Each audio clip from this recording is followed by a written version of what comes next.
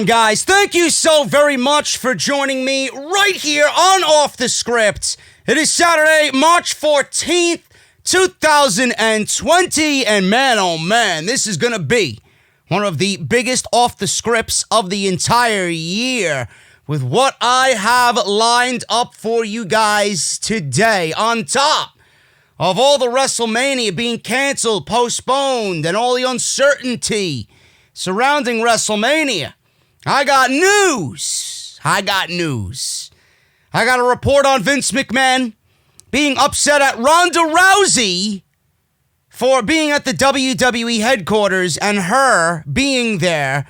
The word got out, it got leaked, and Vince McMahon got upset about that. But who was the leaker?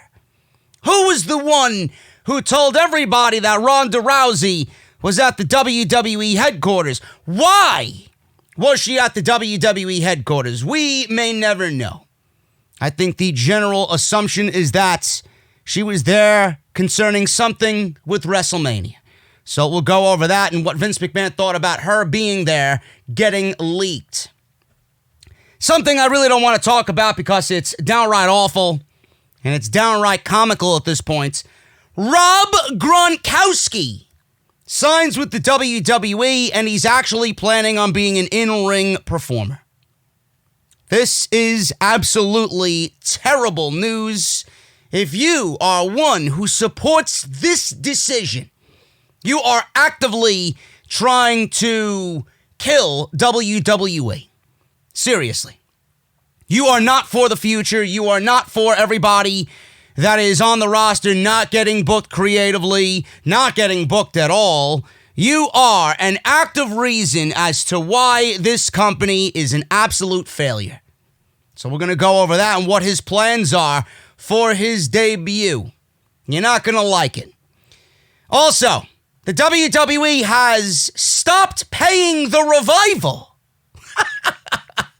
How do you stop paying somebody when they're on your active payroll? Are you serious?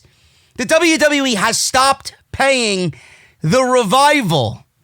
And I got news on what WWE was going to do to embarrass them as they were on their way out of WWE.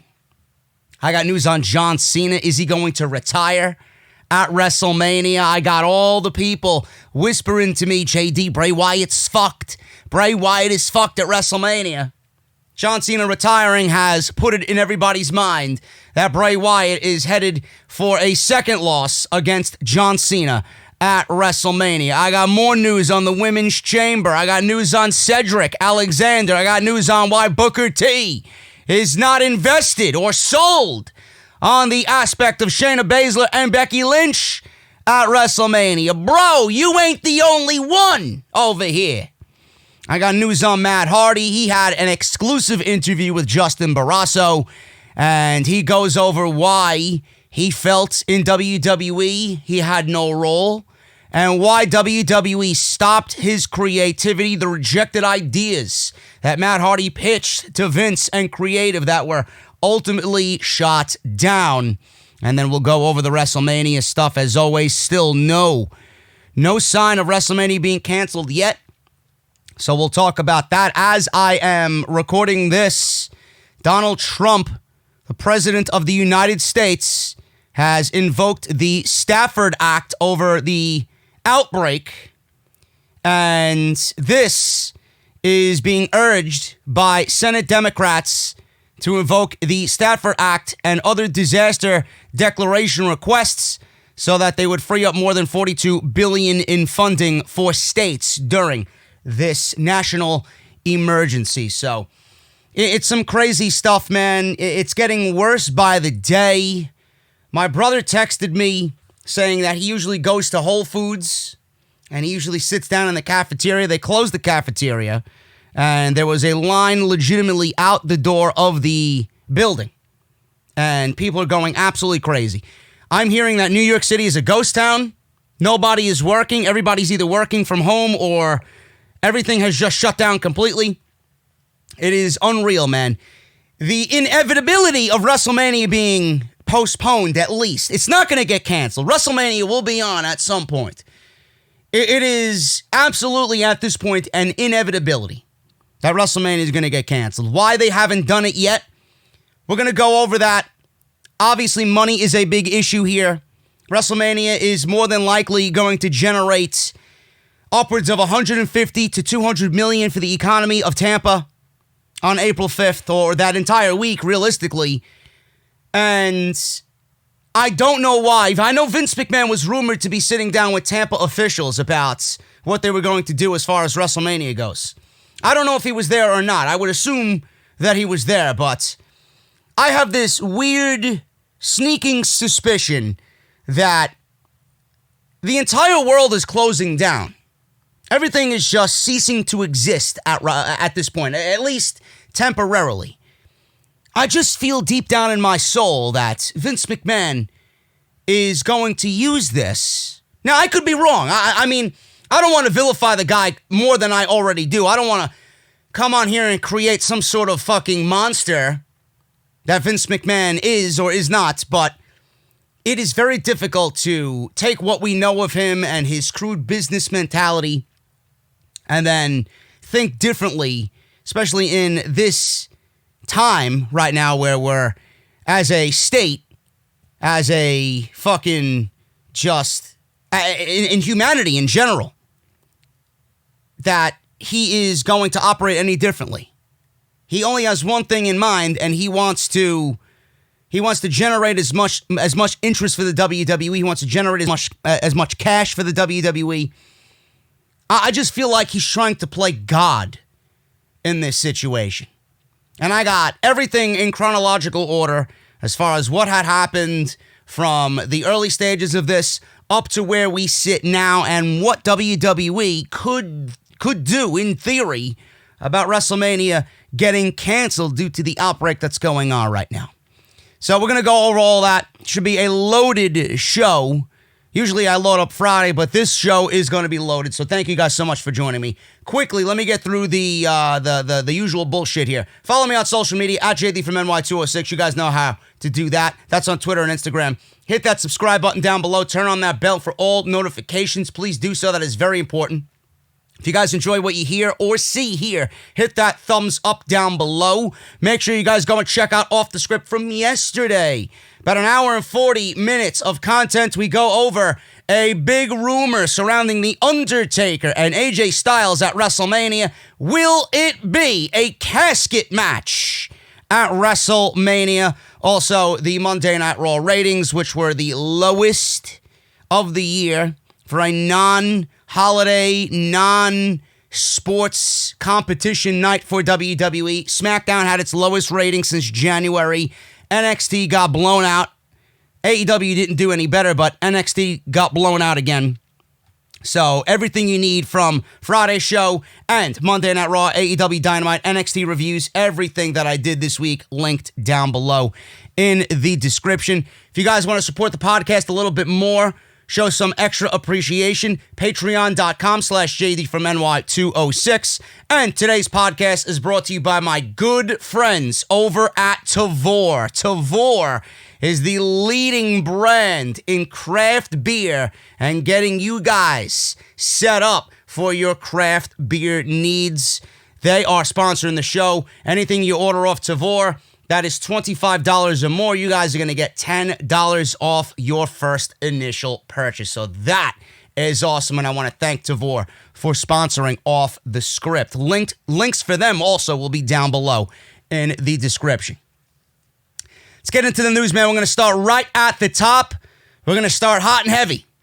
Report on Vince McMahon being upset that Ronda Rousey at the WWE headquarters last week got revealed and got leaked. Now, last week, the Ronda Rousey WWE return rumors picked up steam when one Cain Velasquez noted on his social media that he ran into her at the company headquarters in Stamford, Connecticut.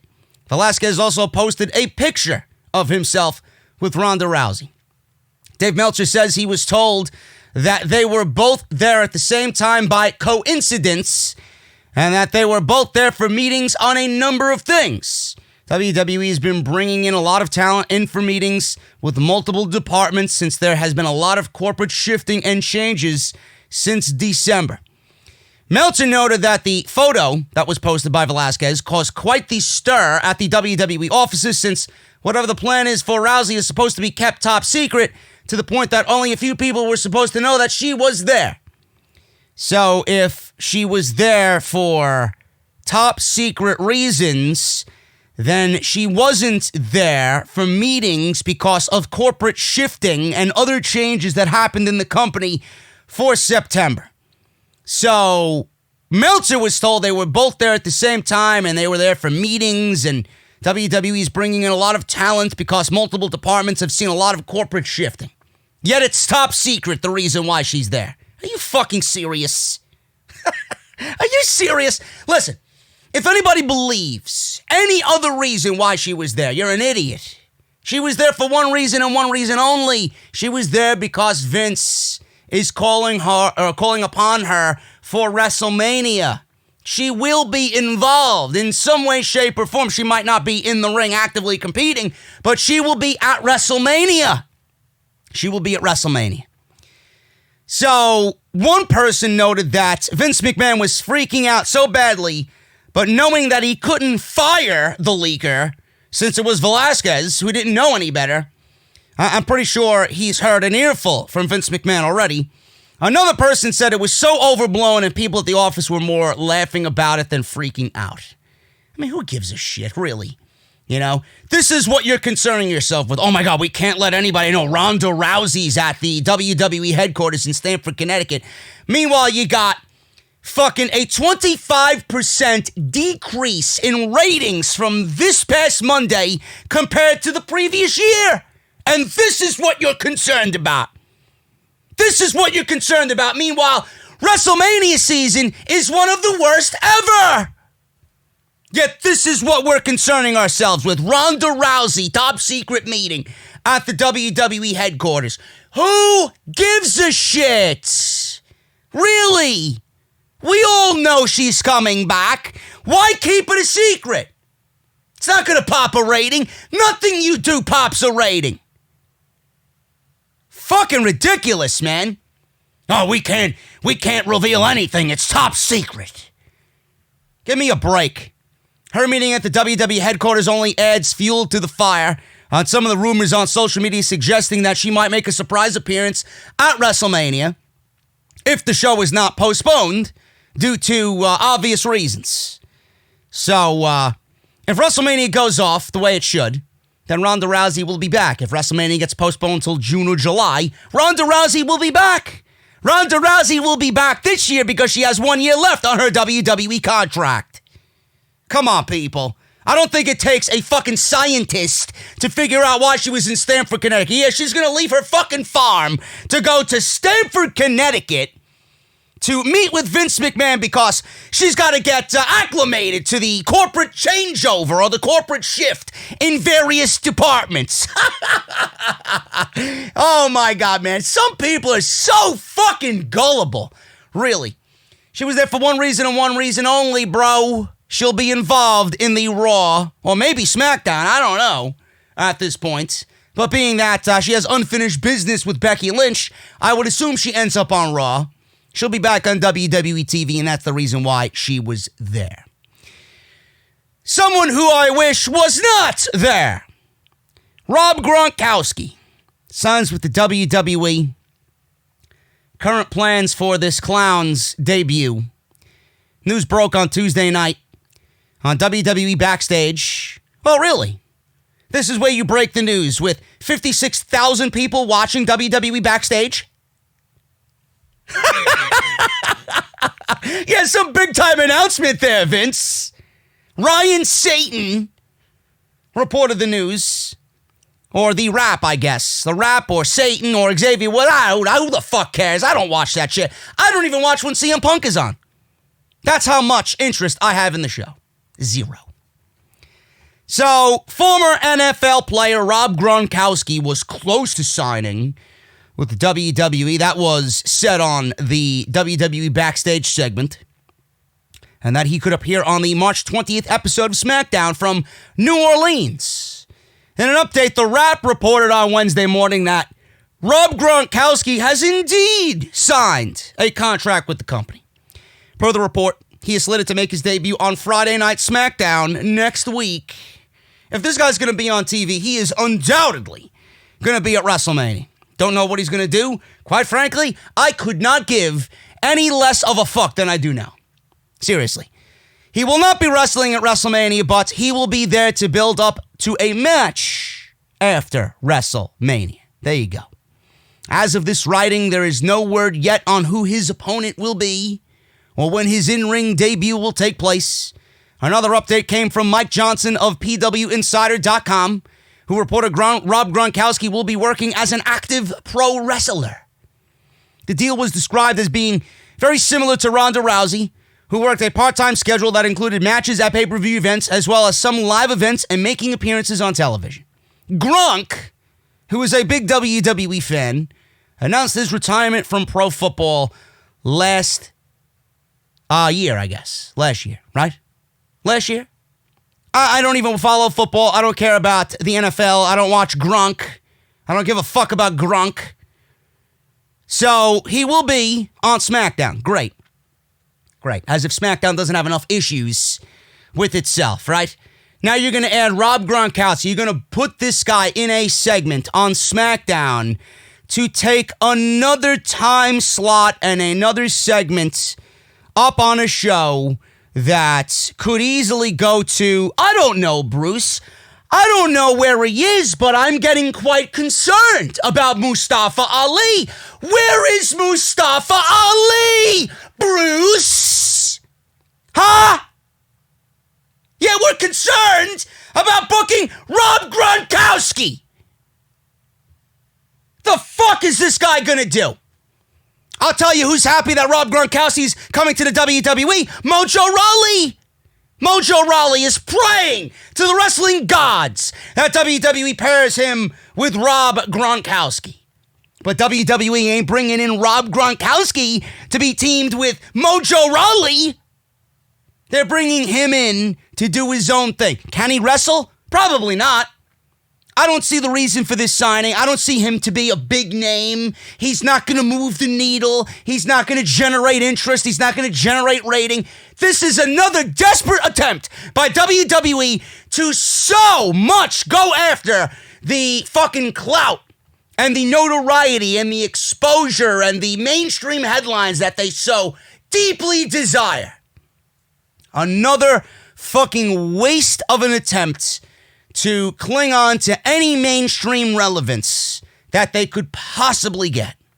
That's all that this is. If you, and I'm looking directly at you, if you look at this signing as something good, if you think this is a good signing, if this is a thumbs up of approval by you and your cretins, these analysts and these elitists, these wrestle geeks, right?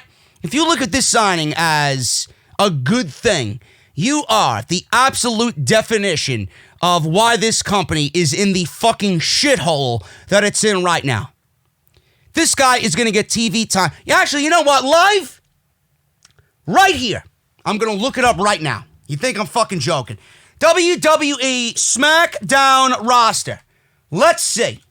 I don't even know who's on the fucking roster right now because WWE doesn't even use half of the fucking roster. Let me see. This is obviously wrong. WWE roster 2020. Let me see. SmackDown roster. We got Roman Reigns. We got The Fiend. Here we go. Apollo Crews.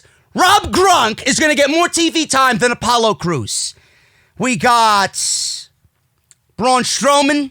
They'll probably end up pairing him with fucking Braun Strowman because that's what they did with Tyson Fury. Cain Velasquez is on SmackDown. Cesaro, Rob Gronkowski is going to get more TV time than Cesaro on SmackDown. He's going to get more TV time than Chad Gable. He's going to get more TV time than The Revival. He's going to get more TV time than Drew Gulak. He's going to get more TV time than Mustafa Ali. He's going to get more TV time than... Who else? Man, SmackDown's roster is fucking awful. Holy shit, is this roster fucking terrible.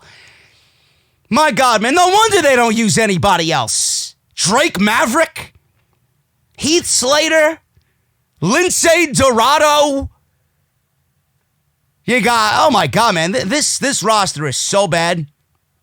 Holy shit. Curtis Axel and Bo Dallas. It says here listed the Big Show. I don't know if that's true or not. He was on Monday Night Raw, the last I seen. But man, oh man, this roster sucks. Anyway. My point is that WWE is bringing in Gronk because they're so desperate for relevancy. And I don't even know who you would feud him with. Like, what is the reason that he needs to be in the ring? I mean, you got all these talents. Building their resume through the Performance Center, building themselves up, and trying to make a name for themselves in the biggest pro wrestling promotion in the world. They signed so many independent talents that you could look at and make into a superstar. And they go out and buy a contract. They go out and devise a contract for fucking Rob Gronkowski. A guy who can't even throw a fucking punch or a kick, or he can't even take a bump. Can't even run the ropes. This guy is being signed to take a spot away from fucking 50% of this roster that isn't being creatively booked the right way or isn't being creatively booked at all. And people are looking at this as, oh, this is going to swing the momentum of WWE. He's going to be in a big marquee match. Nobody wants to see Rob Gronk wrestle. Who is he going to wrestle? He certainly ain't going to be paired with Mojo Rawley. If I had to make a logical guess, I could absolutely see Rob Gronk go one-on-one with Baron Corbin. Because Baron Corbin has ties to football. Isn't he an ex-football player? There you go. They'll probably start him off there, and Baron Corbin will be like, hey, this is the best shit ever. Look, they think so highly of me that they're putting me in the ring with Rob Gronk. Yeah, you're going to be made to look like a fucking loser and lose to someone who isn't even an active professional wrestler. Yeah, keep dreaming, Corbin. You should have been in this business to be world champion and fucking create a legacy for yourself. And your legacy is that of a loser. A loser. Watch. I guarantee you that's what they do. Or they do something with him and Braun Strowman. Because Braun Strowman is that type of guy. He's got nothing to do. Right? They paired him with Tyson Fury. Yeah, we'll pair him with Rob Gronk. This is an absolutely disgraceful signing, and WWE should be fucking ashamed of themselves that they actually are wasting money. Wasting money, right? When you got all these other talents that you're not using, you're going to spend more money on Rob Gronk for what? I hope the ratings don't move the needle. I hope the fucking interest in the product continues to go down. I seriously do. I hope this blows up and backfires so badly that I could sit here and say, you know what? I was right yet again because WWE is a failure. Can't wait till this move does absolutely nothing, right? Tyson Fury, a millennial boxing champion, didn't even fucking move the needle an inch. An inch. I could have sneezed and the fucking... And the needle for the ratings wouldn't have moved.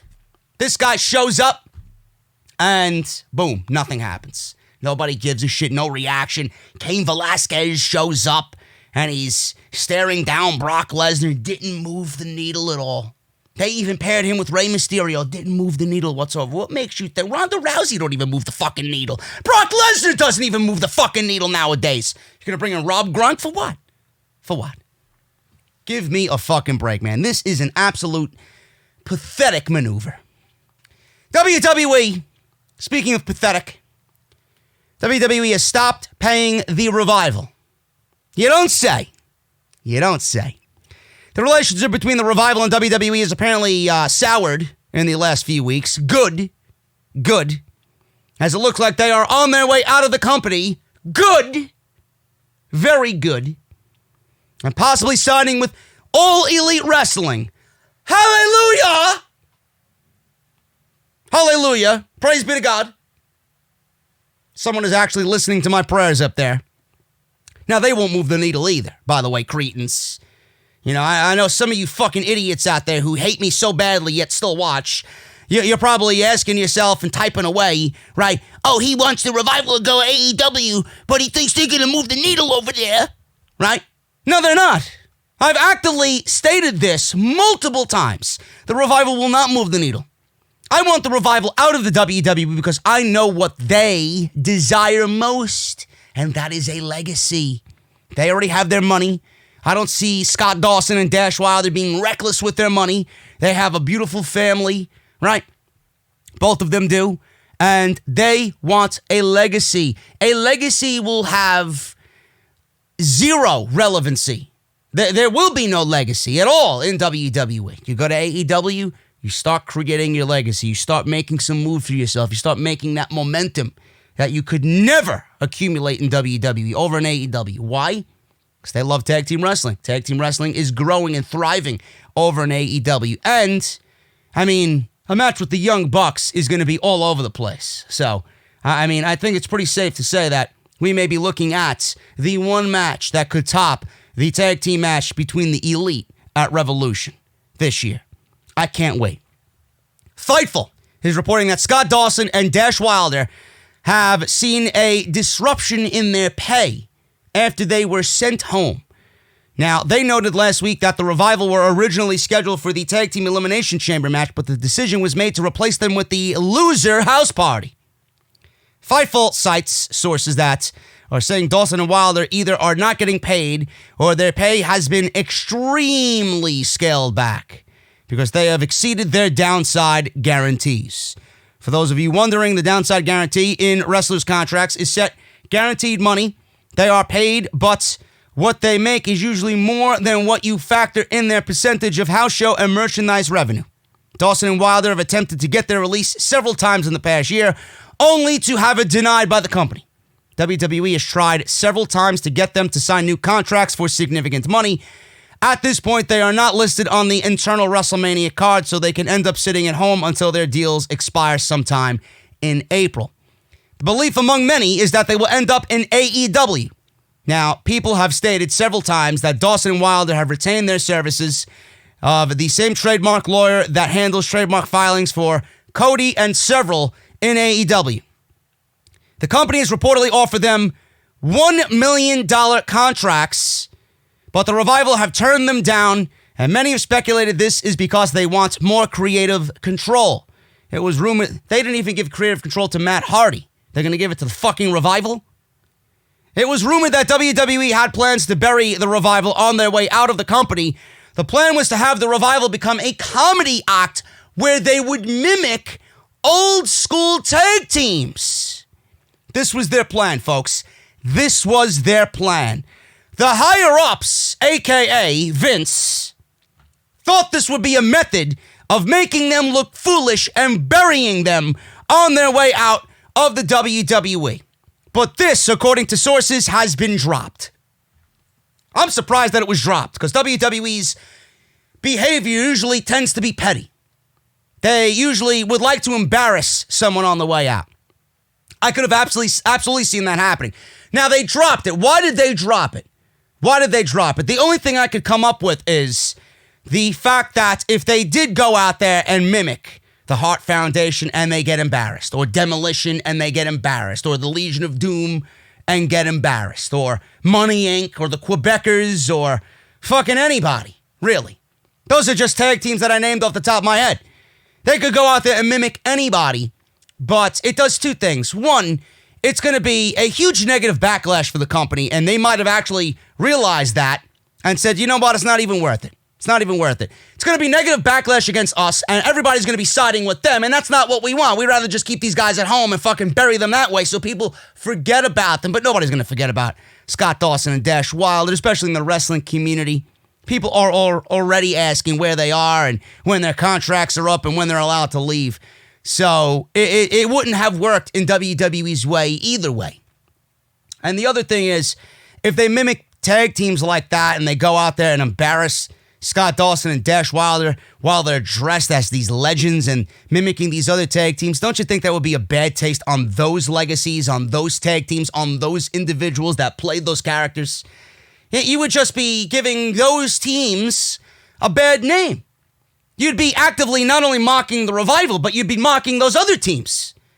So this was a lose-lose situation for the WWE in any which way. So I'm glad that they dropped it. They actually had a fucking brain. They had a brain, but them not being paid? Come on, bro. That's fucking petty. And I stated this months ago, right here on this podcast. I'm going to mention it again. I would be absolutely shocked if the WWE did not release the Revival before their contracts were up.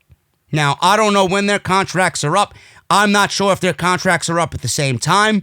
I don't know if one has a longer deal than the other due to WWE adding time on one of their contracts for injury. But I would bet a lot of money that the WWE is going to end up releasing the Revival so that their 90 days goes into effect. And if they are letting their contracts expire, if they're going to sit home and they're taking them off the road and they're not paying them and that they're not pushing their merchandise on WWEshop.com, WWE is absolutely going to cut these guys, release them, and have their 90 days go into effect. Because if they don't, and they could walk out when their contracts are up, they could show up in AEW that very same week that they walk out. So you know WWE is going to be petty. If they didn't do the petty thing with this gimmick that they wanted to do, this comedic gimmick, they're certainly going to be petty in that way. They're going to release them, and then the Revival will not be able to do anything at all until the end of the summer. That's what my prediction is for the Revival. But they're gone. And I can't wait to see what they do after the WWE. It's been a long time coming. And the WWE will go on, and the WWE will, the machine will continue to move in the way that it's moving. It's moving backwards nowadays. It's not even moving forwards. But it's going to move regardless. They don't need the Revival. They don't give a fuck about tag team wrestling. So why be petty? These are two guys that you did not have any plans for whatsoever. These are guys that you blatantly disrespected for years. Wasted for years. Now you're looking at them. Oh, please stay, please stay. Why is that? The AEW effect, folks. And even if they do stay, WWE will put on this front that they respect the Revival, that they want to use them, that things will change. And then all they want is that signature on that 5-year deal, and then boom, buried. They're not dumb. They're not dumb. Just look at the OC. Same thing is happening to the OC. But they don't care. They don't care.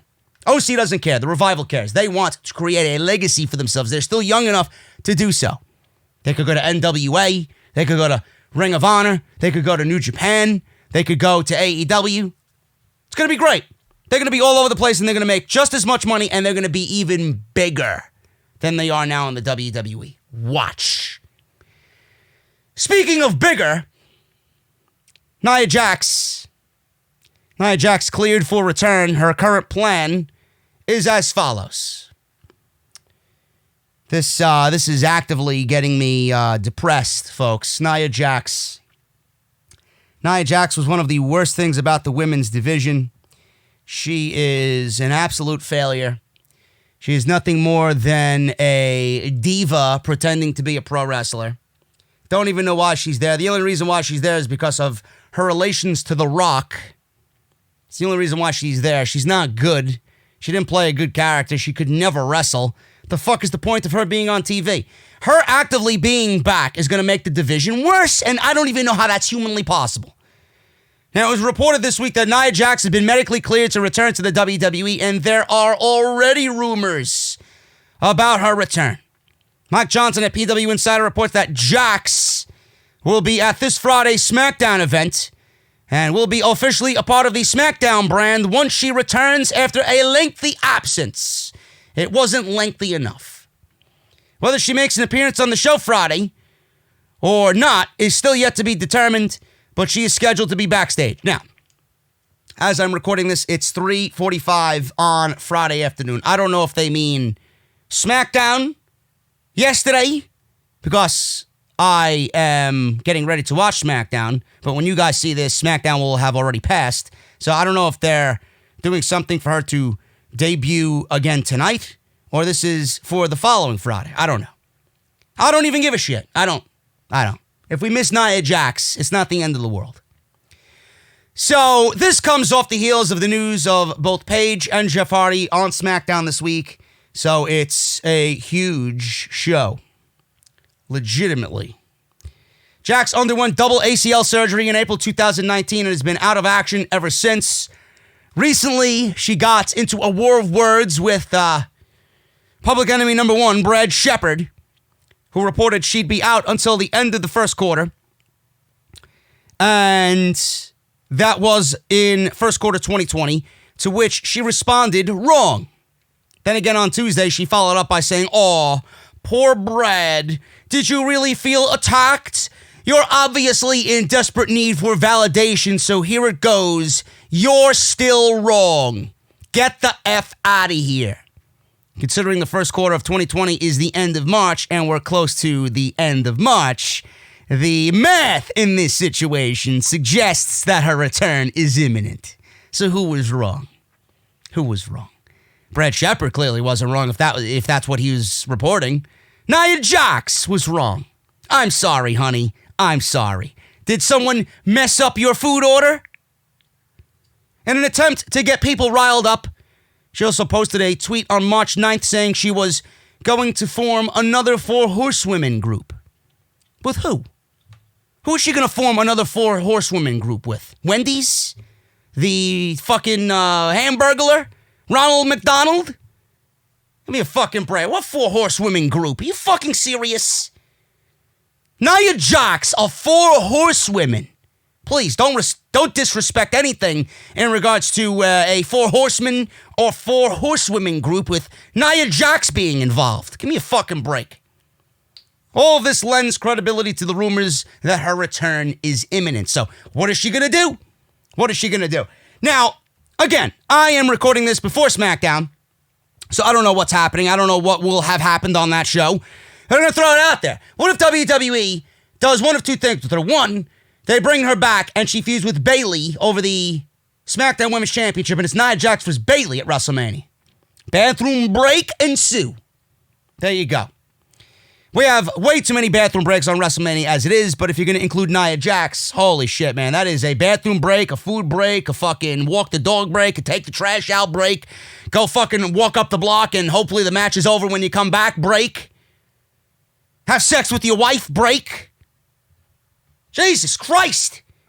Or she could be the 6th mystery woman in the 6-pack challenge. That would be for the SmackDown Women's Championship at WrestleMania. Oh my God. I don't know what to say, folks. I don't know what to say. I really don't. Nia Jax coming back to the WWE, man. The end times are really upon us. Holy shit. Can you imagine Nia Jax and Alexa Bliss being on the same show? Oh my God, man. Please. I think I just gave myself a fucking disease of some sort. John Cena to retire at WrestleMania. Is this true?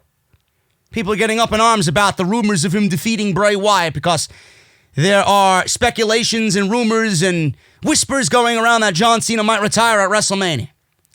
Seems crazy to imagine, but according to one WWE Hall of Famer, there is some speculation going around that John Cena's match at WrestleMania 36 might be his last, and that he'll use this show to formally retire. Does anybody ever retire? Really? Seriously.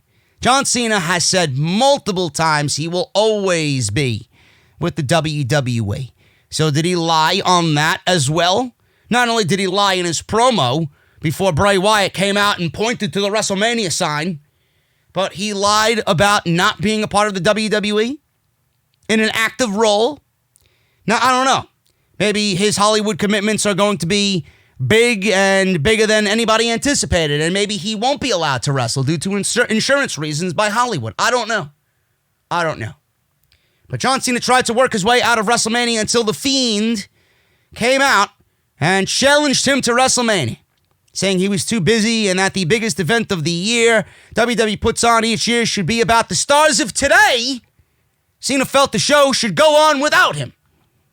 So there you go. Now, we could look at this two ways. John Cena being a hypocritical idiot because he He's all about the future, and he says WrestleMania spots have to be worked for, and then he takes a WrestleMania spot away from somebody to challenge The Fiend at WrestleMania. Or was this a hint about John Cena's career coming to an end? Now, John Cena quickly accepted The Fiend's challenge.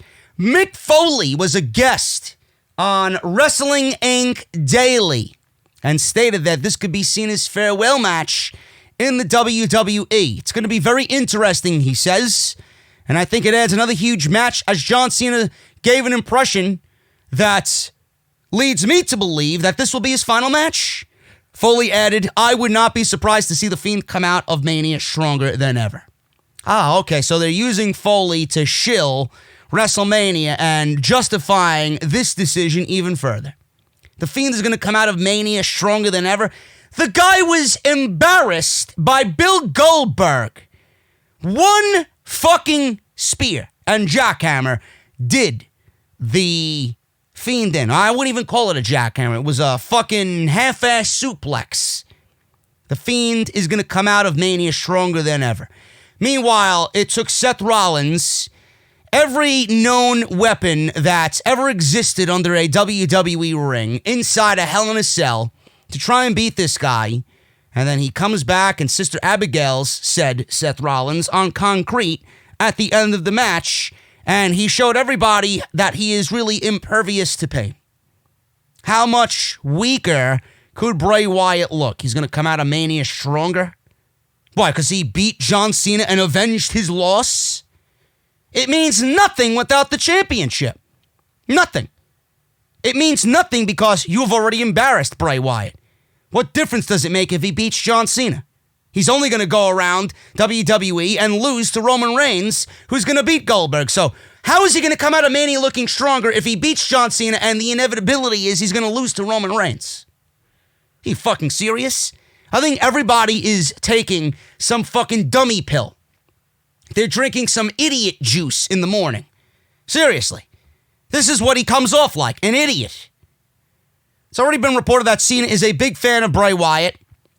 Now he's a big fan of Bray Wyatt, but back at WrestleMania 30, when he was incredibly over, he wasn't a big fan of Bray Wyatt then. Why? Because John Cena was still a full-time guy? Now he's not. So now he's a little bit more open to feeling differently about Bray Wyatt. Cena is a busy guy, but he's always said his home is in the WWE. So, not only is Cena a big fan of Bray Wyatt, reportedly, if so, he wanted to leave WWE on his own terms. It could certainly be this way that he does it, by putting over the guy who should be the face of the company. I don't know. But Cena did say his home is always with the WWE. It would be hard to imagine him leaving already. I don't see it happening, even if he only shows up one time a year. So he's one win away from holding the record for the most heavyweight championship reigns, quote unquote. You would think that WWE, if this was his last opportunity, if this was his last match, you would think that WWE would do the right thing by John Cena and have him chase number 17 and really make an epic story out of it. That's another reason why I don't think this is it. I do think at some point John Cena does come back for title number 17. Doesn't get it, but the chase and the story around that would be great. It really would. And they failed. They dropped the ball on this, and I will never forgive them for that. WrestleMania is actively worse because they made this decision. Still, weeks after it happened, people are still talking about it. But that's what WWE wanted. No matter how good you thought it was or how miserable you thought it was, this is what WWE wanted. They don't care if Mania is good or bad. They want to do what they do. They want to push their fucking agendas. And it's WrestleMania. You're going to watch it anyway, no matter what's on the show. That's why WWE takes their fans for granted. The Women's Chamber was not originally scheduled to be the main event of the show. Now, while speaking about the pay-per-view on the Wrestling Observer Radio, Brian Alvarez revealed that those backstage wanted a different main event. The men's tag team match had quite a few supporters backstage who wanted to see that match and the Elimination Chamber pay-per-view. They were vocal about their reasons, but so was the opposition. Alvarez says, and I quote, "In fact, there was a huge debate about what the end of this show was going to be. Going into this show, they didn't know what the main event was going to be. it wasn't obviously going to be the women's match. There were a lot of arguments for it to be the men's tag team match, but those arguments for it being the women's match, they were still a lot. There were still a lot of people pushing for that match to close the show. He continues and says, I know that some people saw the way the match was structured and thought there's no way that this match could close the show. Have the men's match close the show. At the end of the day, they chose the women, so it was not a foregone conclusion that the women would be closing the show. End quote. Now, Elimination Chamber left many fans in Philadelphia at home, very displeased and disgusted, and they actually had people leaving the venue before the main event even started. So that's pretty bad. So they went through with their plans, and Shayna Baszler dominated regardless of differing ideas backstage. The Wrestling Observer newsletter stated that one of the reasons why Shayna Baszler was booked so strong was because of Vince McMahon. They wanted... Now, I still think that Vince McMahon is down on Shayna Baszler. I still 100% think that Vince does not like Shayna. He doesn't get Shayna. He doesn't look at Shayna as a star. So yeah, Vince made the decision to book her strong, but not because of any other reason but he wanted to counteract the lackluster response she received at the Barclays Center in her match on Raw against, who was it? Kairi Sane, right? He wanted to counteract the lackluster response she received in the Barclays Center against Kairi Sane. When Baszler didn't get over strong at the Barclays Center, the feeling was she needed to have this big push going into the Elimination Chamber, and in the chamber, she got it. This is how stupid these people are. This is how ridiculous and brain dead these people are. So, they finally came to the conclusion that Shayna needs to be booked the way she's been booked in NXT, like a legit killer. And the only reason why she was booked so strong coming out of that Elimination Chamber was because they wanted to counteract the lackluster response she received at the Barclays Center. But if you did not put her in a match against Kairi Sane, who is a heel, and you didn't have a heel versus heel dynamic, a heel versus heel dynamic with someone the crowd doesn't take to be serious whatsoever in Kairi Sane. She's a fucking joke on Monday Night Raw. And then you got Shayna Baszler, who has nothing working for her right now.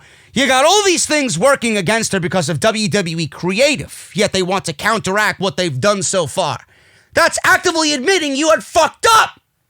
It's not the crowd's fucking fault. The crowd is going to take what they see. They see Becky Lynch making fun of Shayna Baszler. They see Becky Lynch making light of Shayna Baszler. They see Becky Lynch not taking Shayna Baszler to be serious.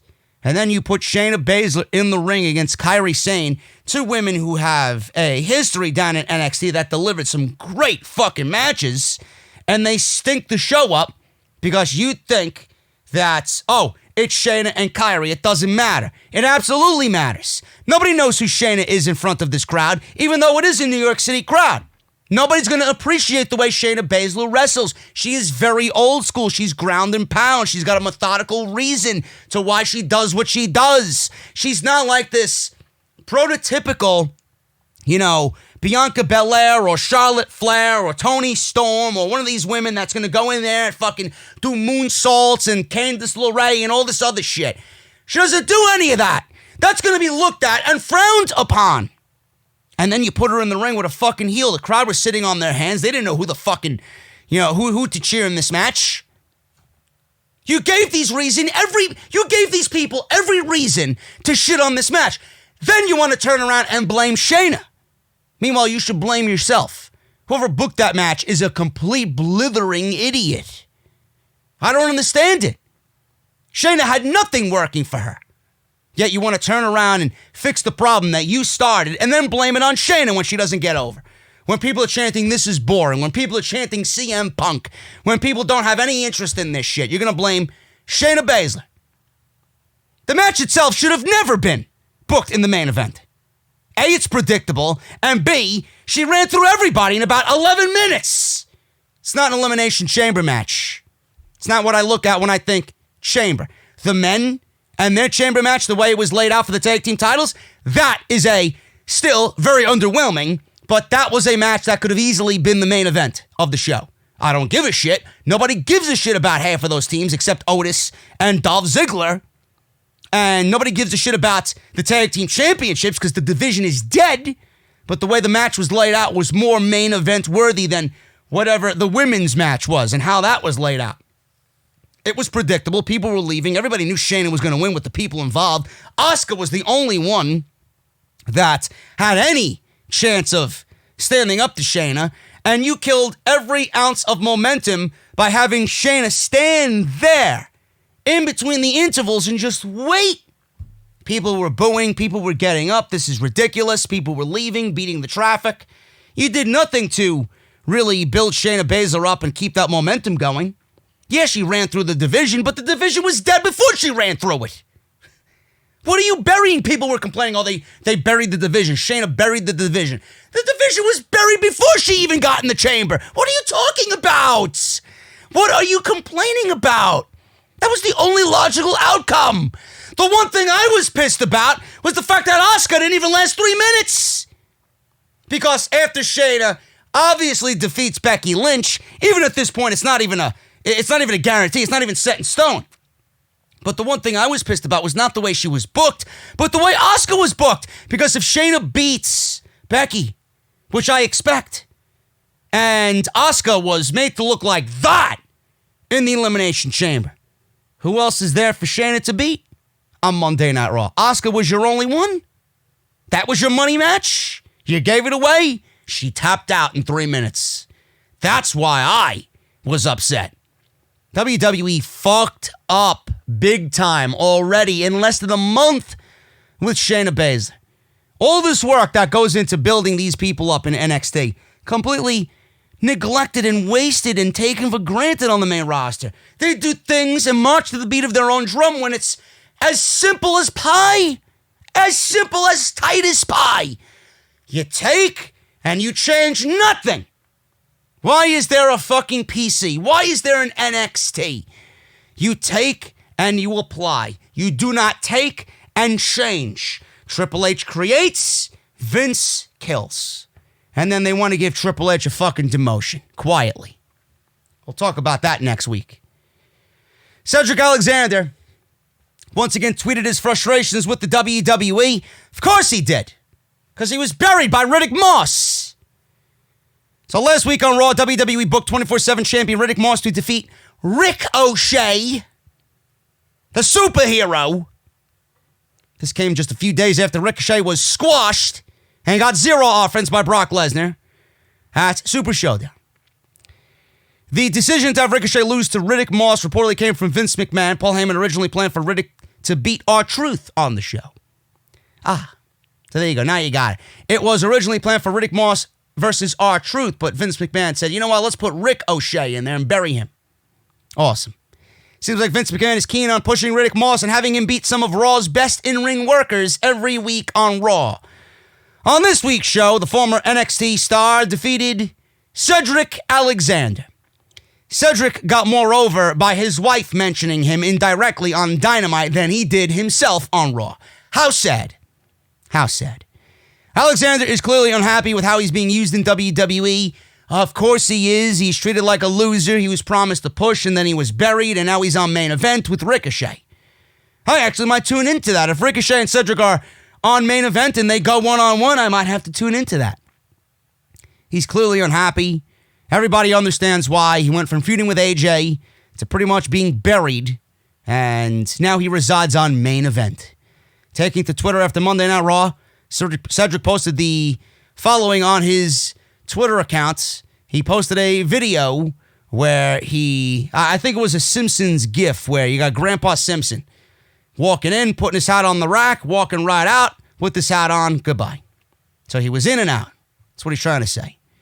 Obviously voicing his unhappiness in his booking in WWE, Cedric pinned the following tweet to the top of his page where he clearly expresses how frustrated he is in the WWE. He pinned this tweet to the top of his Twitter account. This is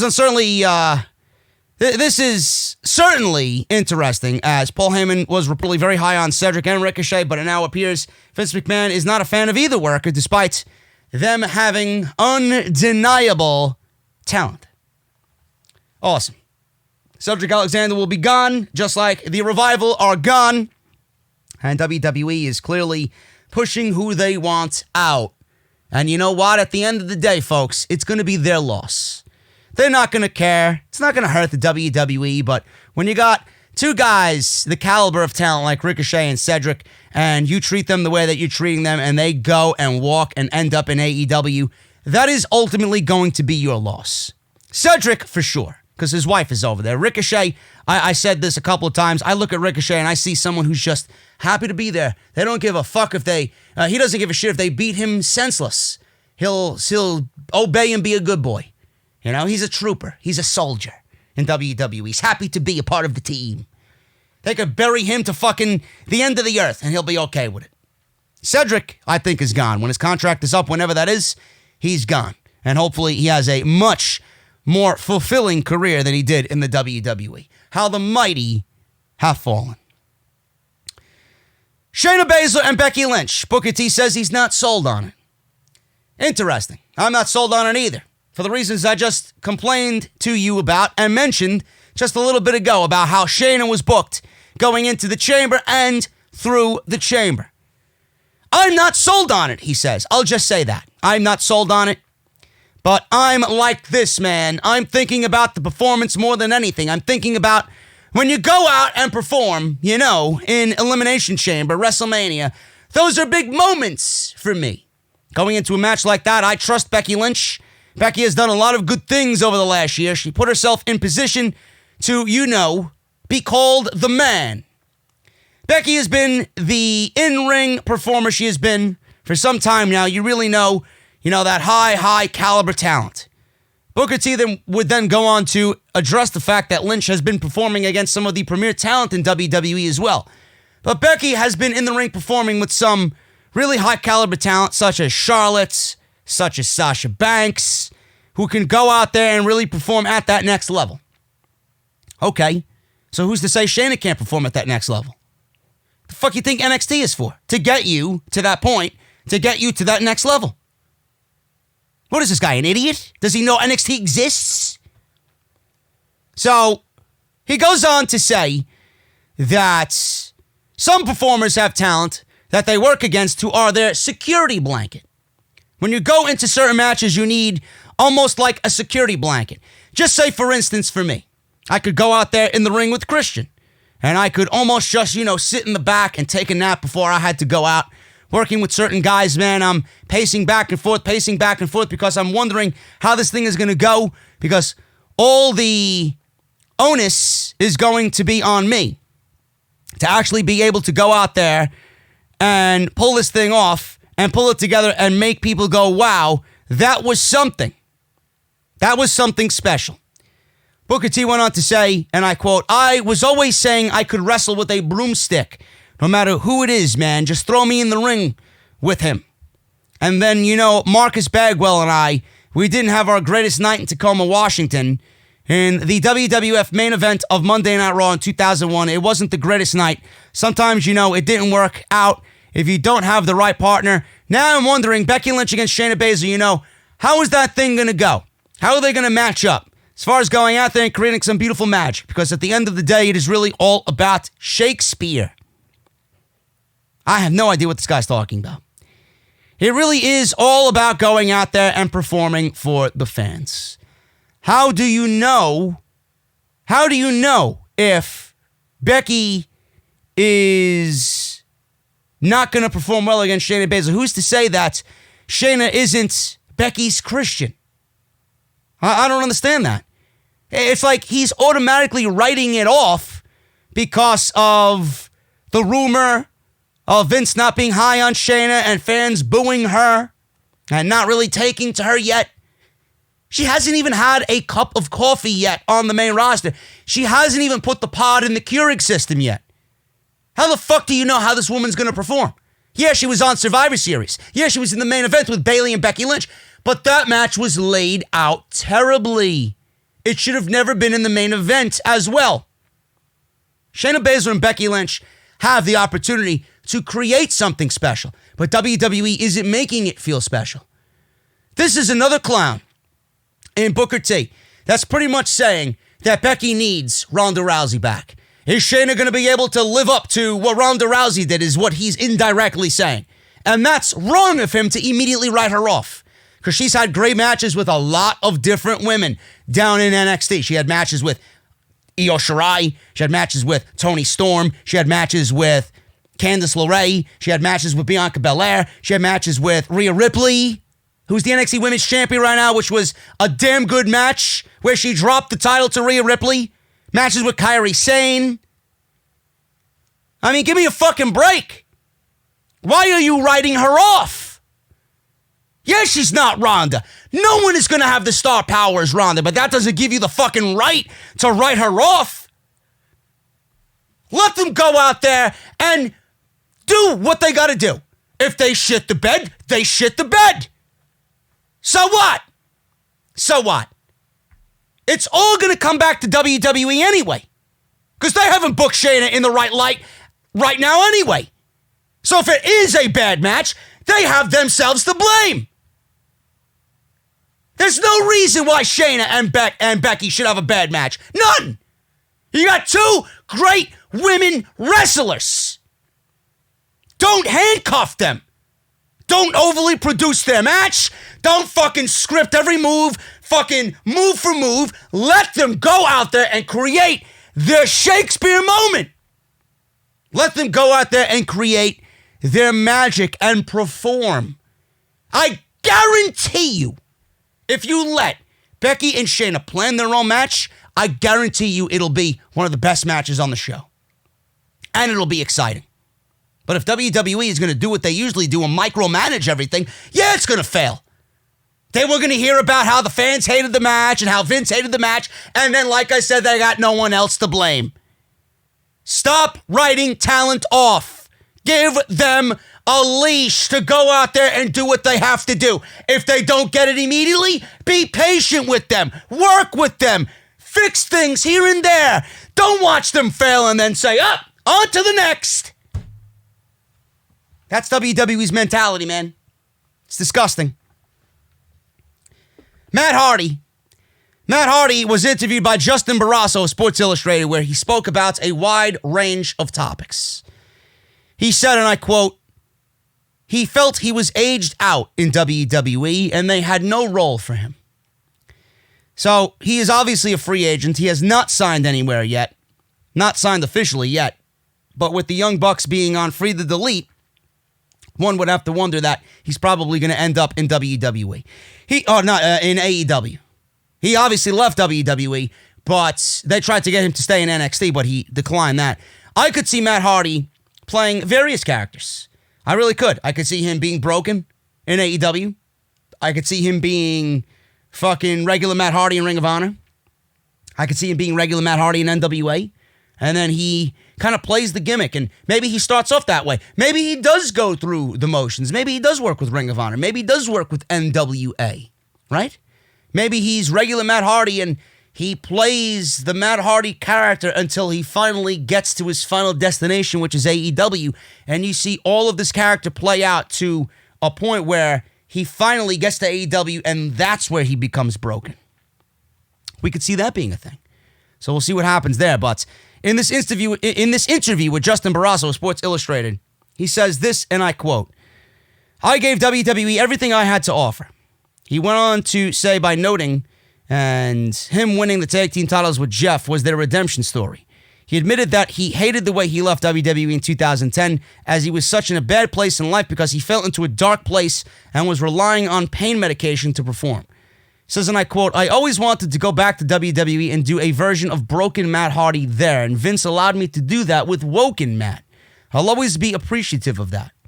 Vince didn't understand the whole idea behind the broken persona. This is a supernatural character, but one that also broke the fourth wall and winked at the fans. I don't think Vince fully comprehended that. But there were a lot of highlights, and having a cinematic fight against Bray Wyatt was definitely one. People thought that it would never, ever happen, but that happened on Raw, and we got the viewership above the 3 million mark for the final hour.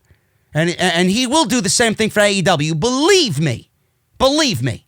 You don't think AEW is going to reach that 1 million mark again? Oh, watch. When he has another final deletion in AEW, it certainly will. I feel like I aged out in WWE. Vince didn't see a prominent role for me. They were great to me. I have no complaints, and I loved what we did at the end with Randy Orton. But I can still go, and I want to be in a prominent role wherever I go next. So that's what he wanted. So this has seemingly been confirmed by Matt, who said in an interview that he's had talks with WWE, NXT, NWA, and AEW. However, it is widely expected that Hardy will join AEW very soon, being that the Young Bucks have been on Free the Delete. Now, while speaking to PW Insider, Matt was revealing that WWE had plans for him to lead a broken faction in NXT if he decided to re-sign with the company. Matt noted that Triple H had a vision for him, but things didn't work out between the two parties. Matt said that more than anything, he really wanted to stay with WWE. Triple H had a vision for him. Meanwhile, Matt Hardy has a vision for what he wants to do now, up until probably a year from now. But Triple H had a vision for him. In other words, Triple H wanted him to stay with WWE by buttering him up. That's what that fucking means. The broken gimmick, I could see it working in NXT, but, you know, it wouldn't have been good for Matt. And it wouldn't have been good for the roster, because he wouldn't have really completely fit there. The gimmick would be great, but you'd be looking at it and it would look completely out of place. And then you'd be taking time from the talent that needs that time on that show to perform. And then people would probably say, oh, look, they're bringing in Matt Hardy to do the broken thing down on NXT to compete with AEW. Yeah, and it's going to go back and forth. Oh, look, they're countering with broken Matt. That's exactly what they had in the back of their minds as well. Might not be the main reason, but who am I kidding? It is the main reason. They definitely wanted Matt in NXT because they figured, oh, well, we could use him and his broken popularity to combat AEW. Of course that was a reason. They didn't want him to go anywhere. They wanted him to stay with the WWE so that he doesn't go to AEW, because they know how valuable he could still be. But WWE admitted, well, we don't have anything for you on the main roster. The main roster sucks at this moment, but we'll give you what you want in NXT. It's pretty much admitting that NXT is a better home for a lot of people compared to the main roster. So the broken gimmick would have worked in some aspect on Wednesday night, and it would have given them a boost in the ratings for sure. However, I very much expect Hardy to debut for AEW, and a lot of people are saying that he will be the leader of the Dark Order. Now, while speaking to PW Insider Elite and speaking to Mike Johnson, Matt Hardy discussed why it's better that he is able to go it alone. At this stage of his career, he's looking to establish himself again. That means he needs to step away from the Hardy team in the process. He says, and I quote, "In some ways, it's a good thing for me because it will allow me to focus solely on me. Even coming back to WWE, there's always that mindset. When you're Vince McMahon and you look at Edge and Christian, Edge was always the guy. Between Matt and Jeff, Jeff was always the bigger name of the two, so it felt like that when I returned to the WWE. And everybody felt that watching, and I'm glad that he actually admitted that openly. Nothing wrong with that, because it's the truth. And that takes nothing away from Jeff or Matt. They're both equally as talented. But WWE always seen Jeff as the Shawn Michaels of the team, and they looked at Matt Hardy as the Marty Jannetty. Simple. I don't want to use that analogy because Marty Jannetty is a fucking failure. Matt Hardy is not even, it's not even fair to put him in that same category. But I'm using it as an analogy. They thought Jeff was the superstar and Matt was not. They thought Shawn Michaels was the guy. He ended up being the guy. Marty Jannetty was a drug addict and a sex addict. And someone who completely ruined his life. It's in shambles. Matt's not that, but you get the point.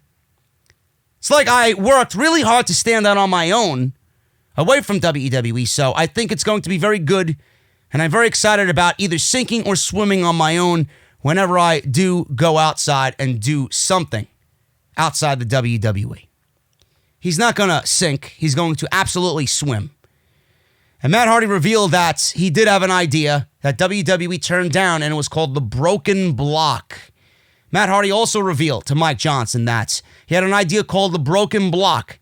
He would have 15 minutes to put over a spotlighted talent or another superstar to help push some people who were not receiving the proper attention. That did not happen either.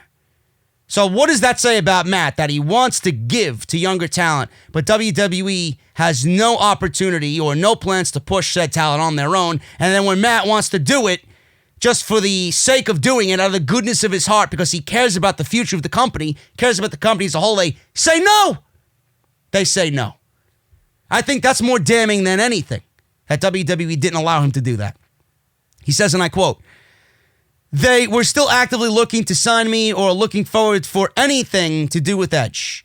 I mean, it was hard, and I was set that if I was going to stay there, then I was going to be broken, Matt, because during that time when Jeff was gone in the last 10 to 11 months, I submitted so many ideas that I thought were great things.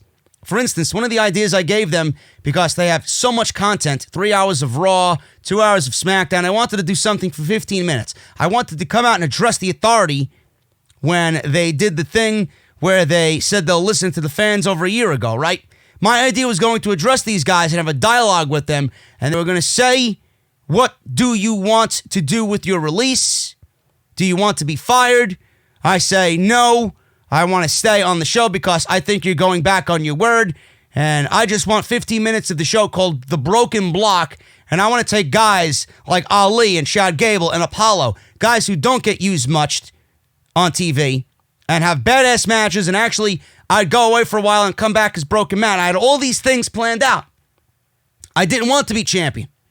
I wanted to do all these things to help other guys, you know, and a little variety to help the show overall. I'll tell you what, that sounds like a guy who is a model employee.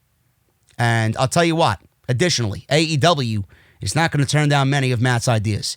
If AEW is going to sign Matt, Matt's going there because he knows he's going to be treated with respect. He's going to be, you know, taken seriously. His ideas are going to be taken into serious consideration. And more than likely, Tony Khan being the way Tony Khan is, and the way Cody is, and the way the Bucks appreciate and respect Matt for his contributions. They look at Matt as an influence, as a fucking icon, as an idol.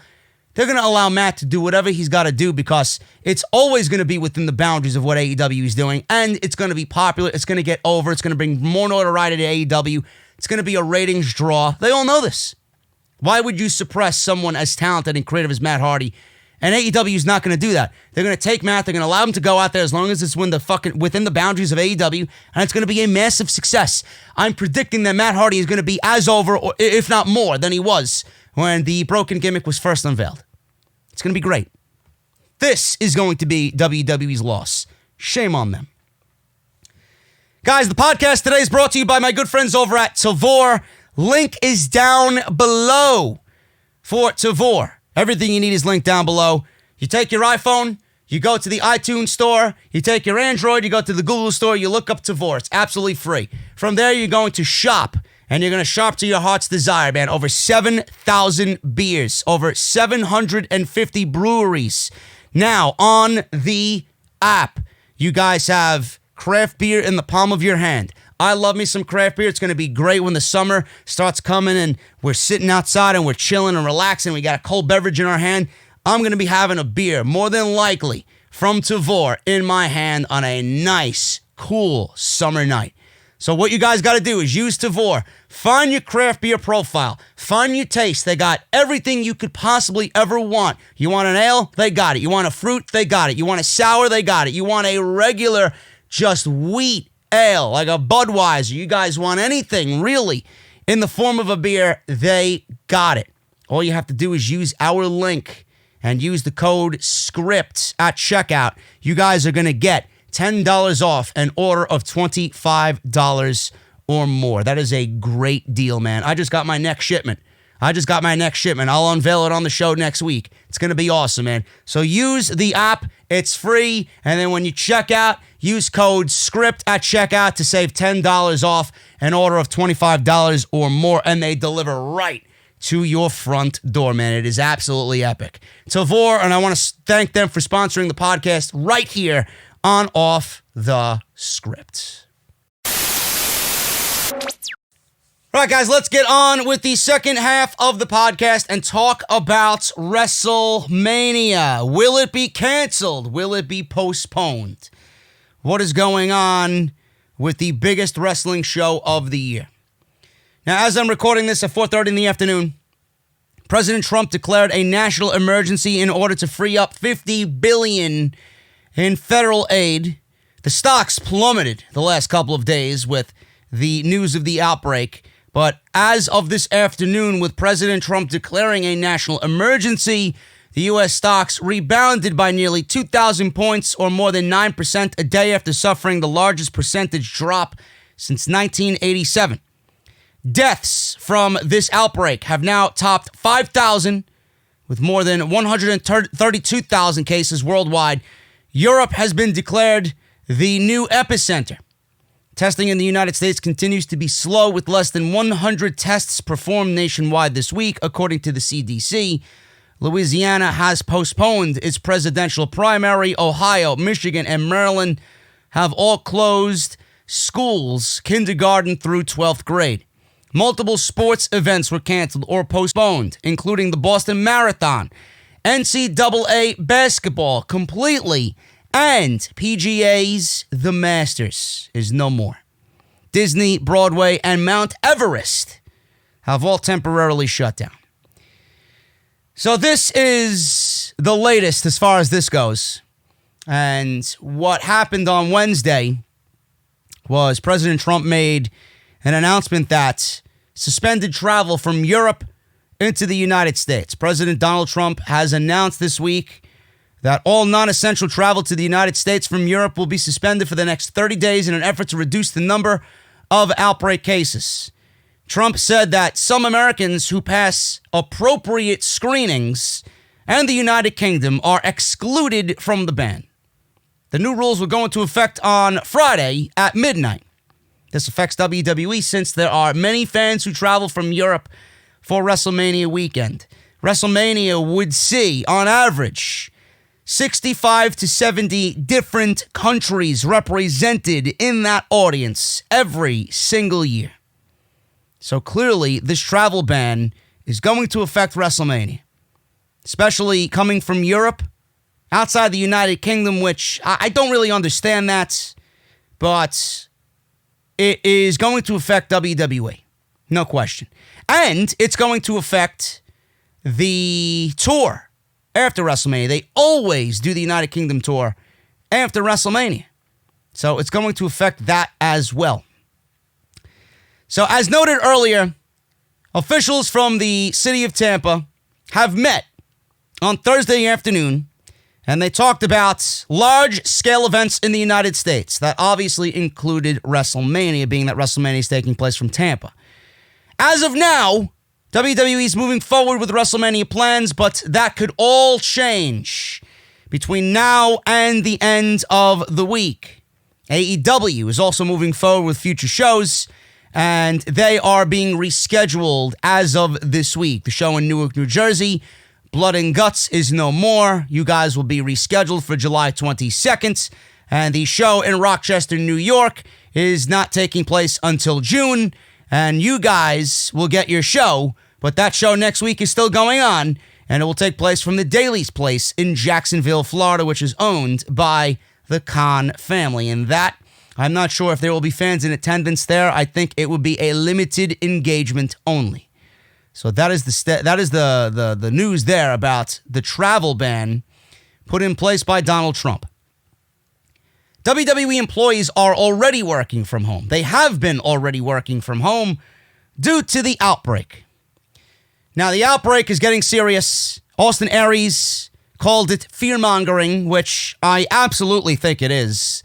You know, my stance is that everybody is scared because of the unknown.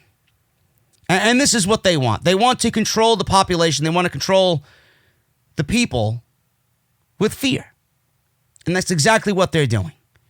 This isn't stopping reports coming out that WWE and WrestleMania, are going on. Nobody knows what's going on. Right now, they say it's going on, but inevitably, they're going to have to postpone it. They're going to have to postpone it. It's going to be a bad look for everybody involved. It's going to be a bad look for Tampa. It's going to be a bad look for Vince, right? It's putting his roster in danger. Why would WWE want to be the only game in town not abiding by the rules? Like, who the fuck are they? every major sport, every major league, events taking place have all been postponed. Who's to say that WWE, because they have their biggest show of the year, PGA has their biggest event of the year with the Masters, NCAA, the biggest college basketball games of the entire year, XFL, Vince's own XFL closed. Their season is done. They have a championship game coming up at the end of April that will not be contested. So if Vince can close his own football league and be okay with that, why can't he close his own WWE? MLB suspended their opening day for 2 weeks. NBA closed the rest of their season. NHL followed suit. Soccer, NASCAR. Everything is taking a hiatus. WWE thinks they're above everything. PW Insiders reporting that employees at WWE headquarters are preparing for the worst. WWE has started a rotation where departments will work from home or telecommunicate so WWE can plan out how they will need to institute things on a wider scale if that time comes. They've been told, PW Insider, by multiple sources that work for the company, that as of this week, WWE started a rotation where certain departments will be working from home, telecommunicating, so that WWE can plan out logistics if they need to pull the trigger on having the company's employees work outside of their Stamford, Connecticut headquarters. It was reported that this process will likely continue for at least the next week or so. WWE isn't the only company preparing for the worst. Many companies are doing the same, obviously, that I mentioned, and they are preparing for the possibility of losing their workforce due to quarantine. Several wrestlers in the WWE believe that WrestleMania will not happen. The city of Tampa alerted everybody that WrestleMania will be going ahead as scheduled as of now. Regardless of the update, seems like a number of WWE wrestlers do not believe the show will happen.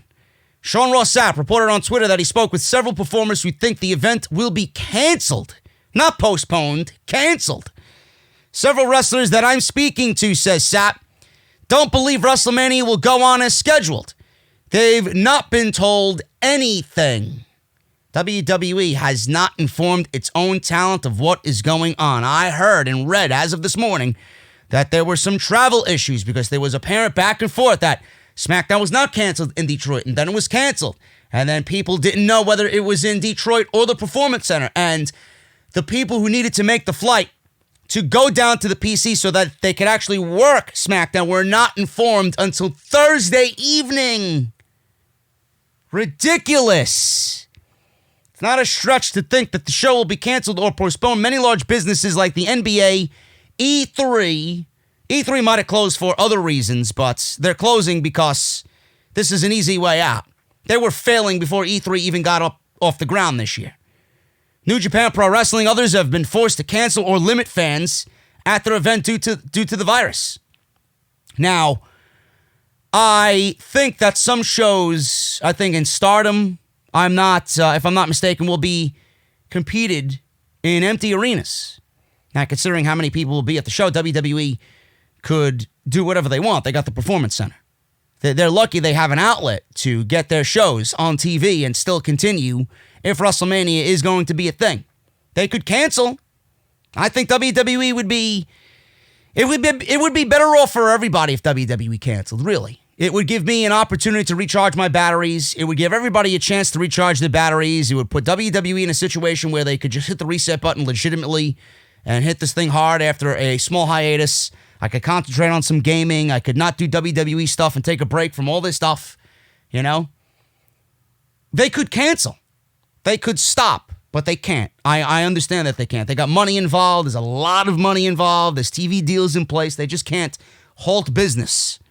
They're a touring national act, but there are other acts and other touring national acts. There are other brands out there that have just taken the next 30 days to let this thing hopefully pass. And WWE seems like they're above everybody. Now, while they haven't been told as much, seems like some wrestlers won't be surprised if it happens. Speaking on his podcast, Ryback has revealed that some people he has spoken to who still work for the WWE believe that WrestleMania will not go ahead next month. He says, and I quote, "They're far enough out there right now where they need to keep an eye on this. I would dare say probably until the week before, then they'll have to make a call eventually. There was a case in Washington And then all of a sudden, there were 11. Then they had someone who tested for it that was supposed to not go out, but chose to go out and spread the outbreak. I knew that was going to happen, and for all the places of it to happen, it's going to happen in the United States, where the mentality is what it is here with the people who live here. You know, some people just don't give a shit. Some people don't care. From a wrestler standpoint, WrestleMania is in Tampa, and they're going to bring people from all over the world to this location. Like I mentioned, 65 to 70 different countries will be represented in that crowd. If I'm a wrestler, and I'm speaking from the talent, as I've talked to a couple of the guys, the talent believe that WrestleMania is possibly going to get canceled. This is a business, and it will impact a lot of things, but you have to protect the wrestlers at all costs. With access, there should be no fan interaction. If they choose to do this, wrestlers should only have to show up to WrestleMania, and if you do Hall of Fame, you keep the talent away from the audience. You have to be really protective of the wrestlers from a business perspective if you go through with this. I have a feeling Vince is going to try to go through with it no matter what. He's going to have to be forced to say no if it does happen. That's Ryback's stance on this. WWE might have to postpone or cancel WrestleMania for the first time ever in the 36 years of WrestleMania. And with the outbreak sweeping the globe, it is now officially a serious nationwide emergency. Sports analyst John Alba reports that we should hear something definite about WrestleMania within the week. Now, this was as of yesterday. That is when the city of Tampa is planning to meet and discuss major events. He went on to note at this time, WrestleMania is carrying on as planned and is not trending in a positive direction. I do believe we will hear an update on the status of WrestleMania carrying on as planned. It's not positive right now, but I would suspect things aren't trending in a positive direction. City of Tampa's Twitter account said that as of this moment, WrestleMania is still going on as scheduled. This tweet from the official Tampa account on Twitter, followed up by WrestleVotes, who said that the entire situation isn't looking good. WrestleVotes previously reported that this situation is all very fluid in regards to WWE accepting what local Tampa authorities are going to do about WrestleMania 36. After the city of Tampa released their statement about WrestleMania proceeding as scheduled, WrestleVotes posted another update. He says, update, it's not looking good. Guys, I still want it to happen too, trust me, but it's not looking good at the moment. I would think that they look to reschedule rather than cancel, but only time will tell. WWE issued a statement in regards to WrestleMania and the potential of it being canceled. They say, and I quote, "The health and safety of our fans, performers, and employees are our top priorities, and we're monitoring the situation closely with partners and government officials in Tampa Bay. We remain committed to hosting WrestleMania at Raymond James Stadium on Sunday, April 5th.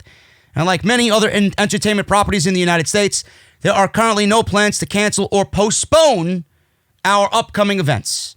As noted earlier, officials from the city of Tampa will be meeting this week to discuss the possibility of canceling or postponing large events.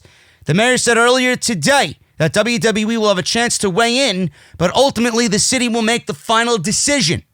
Several large-scale events have been canceled or postponed, including SXSW, E3, March Madness, and everything else that I just previously mentioned that you guys are aware of. And if they do take place, some of them, most of everybody is done for now. But if they are taking place, they will be in front of essential personnel and office officials, some family and friends in attendance, without any fans.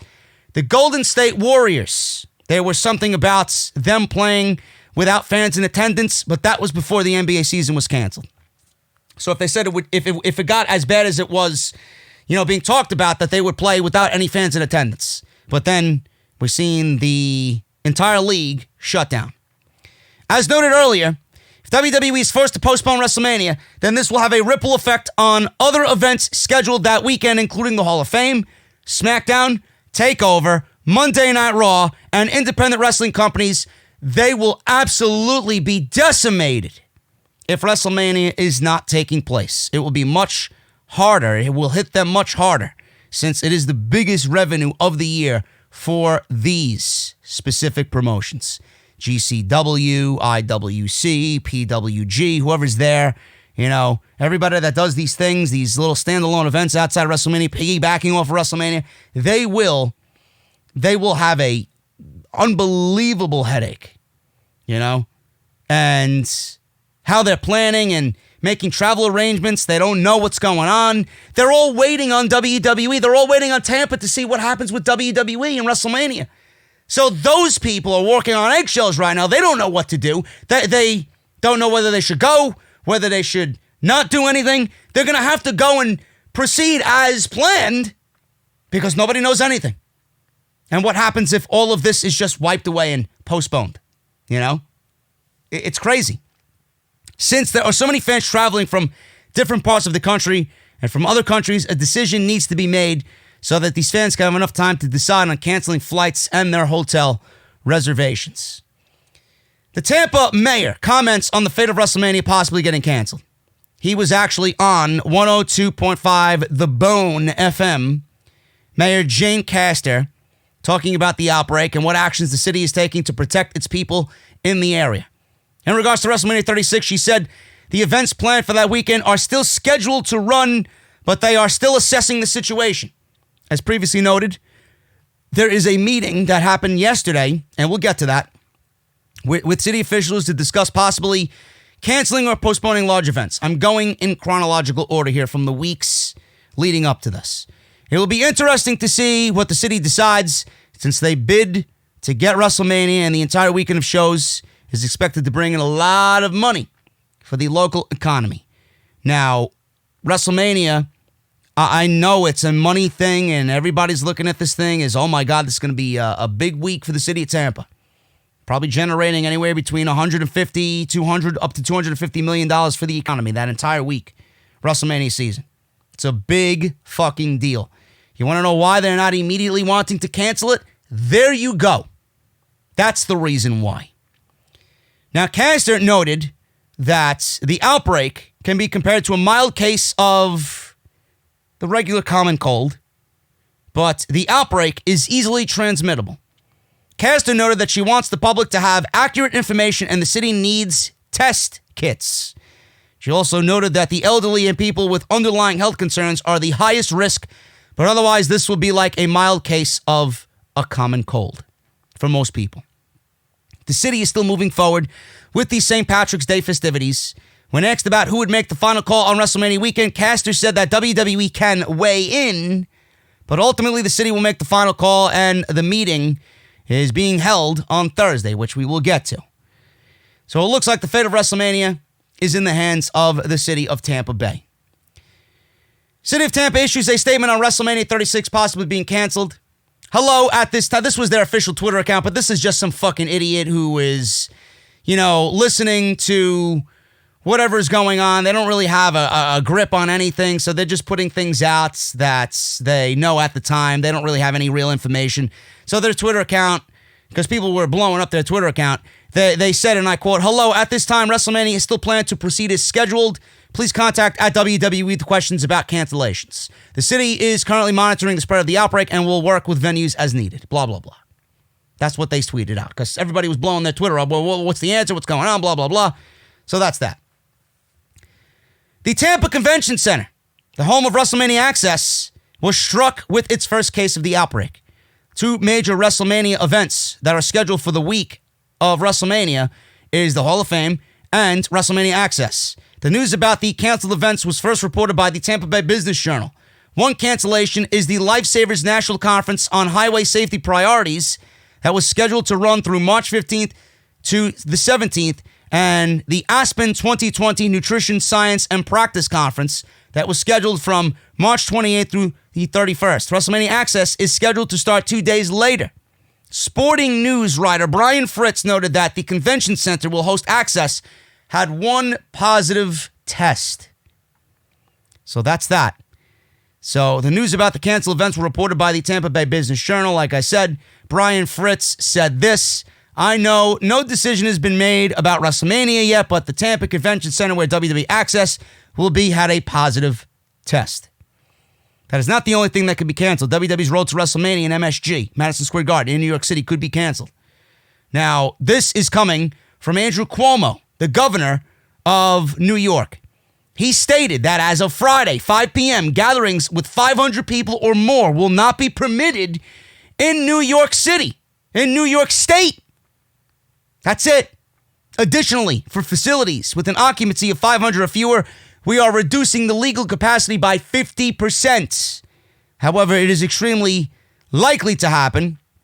It's a house show, and with WWE will not be able to get the revenue from ticket sales, then it's very unlikely WWE would go forward with the show. Here are some of the matches that were currently being advertised. It was Randy Orton versus Drew McIntyre. Shawn Michaels, Triple H, Shawn Waltman, and the Road Dogg were set to appear because they were being used to sell the fucking tickets because they weren't selling any, so they trot out the fucking guys in D-Generation X. Kabuki Warriors versus Becky Lynch and Charlotte Flair. Doesn't even make sense per storyline. Seth Rollins and AOP, and Murphy versus Kevin Owens, Viking Raiders and Aleister Black. Clearly, that's not happening now. And the Raw Tag Team Champions, the Street Profits, and Ricochet versus AJ Styles, Gallows, and Anderson. Why would anybody want to go to this show based off what is being advertised? Forget the fucking outbreak. Holy shit. City of Tampa says WrestleMania is still on for now. They said it. It is still on for now. City officials met on Thursday in regards to the outbreak, including what to do with large-scale events. Officials noted that WrestleMania is 3 weeks away, and they want to wait a week to see what actions WWE will take. What actions WWE will take, they're still going on as the show must go on. They're having all of their shows performed at the Performance Center. They're acting as if WrestleMania is going to happen on April 5th. They're going through with storylines and angles. Stone Cold and The Undertaker and Brock Lesnar and Becky Lynch and Charlotte Flair. Everybody's going to be in the Performance Center. Goldberg and Roman Reigns. Nothing has changed. The more things change, the more they stay the same. Monday Night Raw has just been announced at the Performance Center on Monday. SmackDown and Monday Night Raw will take place at the Performance Center. So officials noted that WrestleMania is 3 weeks away. They want to wait a week to see what WWE does. If WWE does not take action in regards to the show, then they will hold an emergency meeting next week to figure out what to do. Basically, the pressure is on WWE to cancel the show, but the decision could be made for them by the city next week. So as of now, WrestleMania 36 is still on. As of now, there is no order to cancel mass public gatherings in Tampa, but it is strongly being advised to do so. Events taking place this weekend in the city include the St. Patrick's Day Parade, and that has been canceled. The St. Patrick's Day Parade, where they said it wasn't going to be canceled, they ended up canceling it.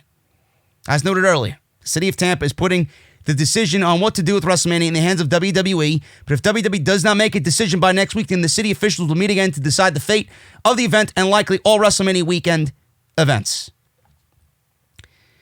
Guys, if WWE is waiting, how irresponsible of it is with WWE in this entire situation? How irresponsible are they taking this entire situation, really? They're not following suit with everybody else doing what they need to do. Every other major sport outlet, franchise, league has closed down temporarily. Major events that supersede WrestleMania, as far as what they are being postponed. What is WWE and who is WWE to think that they are better than everybody else when they have 80,000 people flying in from 65 to 70 different countries to sit in that arena? What do you think is going to happen in a week? We went from Wednesday to Thursday and things got double as worse, and they're going to continue to get worse until things are done. What happens next week when things are 200 times worse? What are you going to do then? What are you going to do then? And you're not really taking the fans into consideration here. You're not taking all the people traveling into consideration. Some of these things, they need time to formulate. You can't wait till the week of to cancel, because then, I would assume that these places are going to be very lenient. Normally, that if you wait that long, you won't be able to cancel your hotels, you won't be able to cancel your flights, right? Everybody needs to know what is going on now so they could set themselves up on what to do or what not to do. Everybody needs to know what to do now. Why are you going to wait a week, 2 weeks, or a week, right before the event takes place to put all these people in danger even further, to make their lives even more complicated when it doesn't need to be that way? And who is WWE that they think that they could be the only game in town to run an event of this magnitude while all this is happening? It's as if WWE wants to be the only game in town. It's like they don't actively care about the well-being of their performers. See, this is where the performers would stand up and say, Vince, postpone the fucking show. Postpone the show. It's not that big of a deal if it happens in April or if it happens in June or July. 1 year is not going to fucking kill you. 3 weeks of WWE being off TV is not going to kill the WWE. It's not. In fact, it might actually help. It might actually help. People are so disenfranchised with what's going on right now. If the company took a 3 to 4 week hiatus and let this thing pass and then come back along with everybody else who comes back and seasons be, reinstated and games are taking place again and events and tournaments and fucking Masters and NASCAR events are all fucking resuming, is it going to really hurt WWE to be away for 3 or 4 weeks? Is it? No, it's not. In fact, I think people would rejoice. I think people would actually benefit from walking away for a little bit. You recharge the batteries of the staff. You creatively just come up with a reset. It's fun. I think WWE should look at the positives instead of the negatives about this. They could always revisit WrestleMania in July. Seriously. I don't get it. It's like Vince McMahon wants to play God. It's like Vince McMahon wants to look the Grim Reaper in the face. He wants to look death in the eye and laugh. That's the type of mentality that Vince McMahon has. How bad would it look if WWE was the only events? Meanwhile, every other sporting league and fucking promotion and event is canceled. How bad would it be for WWE and their shareholders and the company as a whole if they went on and marched to the beat of their own drum and just did what they wanted to do with this nationwide epidemic taking place, putting everybody, millions of people, or thousands of people, I should say, and the entire company at risk health-wise? How bad would they look? How bad would Tampa look if they're the only city in the entire world that is, you know what? Come to Tampa where we will allow mass gatherings of 80,000 people to openly get infected at WrestleMania. How bad would it look for Tampa? That is the worst type of PR. Nobody would want to fucking visit Tampa ever again. Nobody will make a destination out of Tampa ever again. It's ridiculous. There's no way to win here. It's like Vince wants to look death in the eye, and he wants to laugh, and he wants to use this as, hey, everybody, all eyes on WrestleMania. Hey, there's absolutely no competition for the WWE now. The ratings might get a boost. Don't you think that's what he's thinking? Don't you think that's what he's thinking? They have no competition from any other sport in the world now. They only have news outlets to compete with. They're going to need some form of entertainment, right? People are going to need some form of entertainment, and it's WrestleMania season. Then he could use these statistics and these analytics and boast to the shareholders and use this and spin it into a positive. Meanwhile, he'll be an embarrassment to everybody. He's trying to play God. That's exactly how it feels like to me. That's exactly what it looks like to me.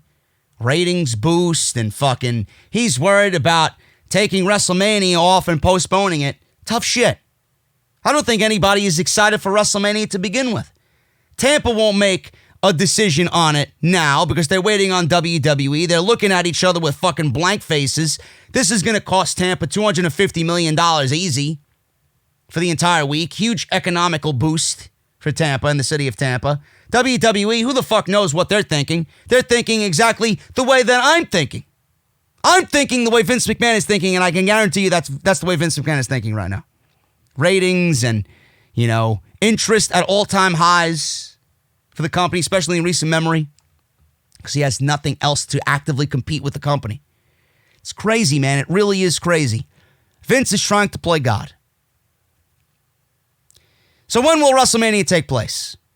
The English Premier League, the NBA, the NHL, Major League Soccer, MLB, you name it, has stopped, canceled. But WWE has still not canceled WrestleMania. It was reported that the Hillsborough County WrestleMania's location has given WWE a week to make a decision regarding the future of WrestleMania, at which point a decision will be made for them. It is likely a decision will be forced upon WWE before then anyway. While the show will likely be postponed, WWE will look to hold a show at some point, most likely once the threat is over. Alex McCarthy on Twitter said one of WWE's contingency plans is to hold the show in June or July, although this would only be if this entire situation was under control. Thinking we are looking at a summer WrestleMania. June or July is one of WWE's contingency plans, I believe, with the European tour or the European travel ban, number of events shutting down, and the NBA season outright suspended along with everything else. I can't see how WWE can run Mania. Things have changed drastically in the past 48 hours with the outbreak. Will WWE shut down? Will WWE come out and postpone and make the right decision about postponing WrestleMania? Now, I mentioned all of these different things have closed down. The world has seemingly stopped. Everything that you find enjoyment in as far as entertainment, closed. Zoos, Disney World, Disneyland, Mount Everest, every sporting event you could possibly name has been either postponed or canceled. Now, Friday, SmackDown was at the PC. Monday Night Raw is being moved to the PC as of this week already, confirmed. It's Friday afternoon. They've already confirmed it. It's done. Monday is taking place at the Performance Center. We're going to see Stone Cold Steve Austin and The Undertaker coming out to no crowd in the Performance Center. Should be interesting to say the least. A physical sport like wrestling, would it be that far-fetched to think about WWE canceling because of what is going on? WWE, wrestling in general, has the most contact-to-contact between individuals. It's very easy to spread something. If one person gets it, that entire locker room gets it. Same thing happened with the NBA and the Utah Jazz player, right? Two Utah Jazz players have gotten it now. You don't think that entire locker room is at high risk of getting it? It's ridiculous. Pro wrestling has the biggest contact-to-contact issue between individuals. So what happens if someone in pro wrestling gets it? Is anybody talking about that? What is WWE going to do when that inevitably happens? Are they testing? Are they taking the proper precautions? I don't know. I don't know what they're doing. It should go on without saying that one of the first things WWE should do is actively test their entire roster. Because, like I said, the contact-to-contact in wrestling is higher than any of these other sports. Now, should anyone test positive, it is absolutely a necessity to quarantine those said superstars. And there's no way around it. WWE should be no different than anybody else in the world or in the form of entertainment. Why is WWE out here pretending like they're bigger than everything else? Like I mentioned, Vince McMahon's trying to play God. Why are they not taking the proper precautions? They might. Who knows? But why haven't we seen WWE actively go out there and get their superstars tested for this situation? What are they doing to prevent something like that from happening? There's no way of knowing what is going on with anything going on. We are blind. We are operating on fear. We are operating on the uncertain. And that's what is really driving people to this mass hysteria, because we don't know. We don't know what is going on. Now, what if WWE had to cancel every show? What if WWE, which they haven't, they got the PC, but what if WWE had to cancel the next 3 weeks of television, which would include Raw, NXT, and SmackDown? That is 9 shows in the next 3 weeks to build for WrestleMania. First, we had the governor of Florida recommend a 30-day ban. The governor of Florida recommended a 30-day ban of all major events. So why is WrestleMania excluded? It makes it seem like I said, Vince McMahon's trying to lobby to be the only game in town to benefit him. He sees the positive in this and is risking his roster and the health and well-being of everybody involved in this thing. And the money involved here speaks volumes. So money to Florida and Tampa and Vince and WWE is more important than literally anything else in this world. And at the end of the day, if this goes off and nothing has changed and it doesn't get postponed, everybody involved is going to be looked at as deplorable and despicable. Really. You know? So, right now, the 30-day ban is being recommended. Some people are taking them up on this ban. Some are not. Some are not. Like I said, Mayor Cuomo. We got Cuomo, Andrew Cuomo, and the governor of New York. He says that it is 500 people or more, cut down by 50%. Large gatherings of 500 people or more in any establishment, cut down by 50%. And that goes into effect as of yesterday. So every event, restaurant, you name it, anything that's happening that has a large group of people with that number, done. Canceled until everything seems to calm down. So with all of this, the 30-day ban recommended, events like WrestleMania don't take place is his suggestion. Other buildings around the United States, you know, like every sports outlet and every major league and this and that, they've done something. They've notified someone of what's going on. WWE has yet to do any of that. Now, Tampa officials met with Vince McMahon, and he was rumored to be at the meetings on Thursday, and they discussed what will happen in Tampa if a citywide or statewide ban comes into effect. A decision has not been made. And Tampa officials say that they will revisit this next week with the mentality that they can't cancel an event weeks out from its scheduled day. Yes, you can, for the reasons I just mentioned earlier. You're putting so many people in a state of uncertainty, in a state of confusion, and a state of unnecessary. You got to get the information out to these people at their earliest convenience. Stop being greedy. Stop being greedy with the fucking promise and hope of making the economy of Tampa all this money through WWE. You know, it's not something that should be taken lightly. And nobody is going to want to travel to a place where they are going to be at high risk of being contaminated. Now, at best, the event is moved, right? The event is moved. Moved to June or July. When things die down, you go back to Tampa, you revisit WrestleMania.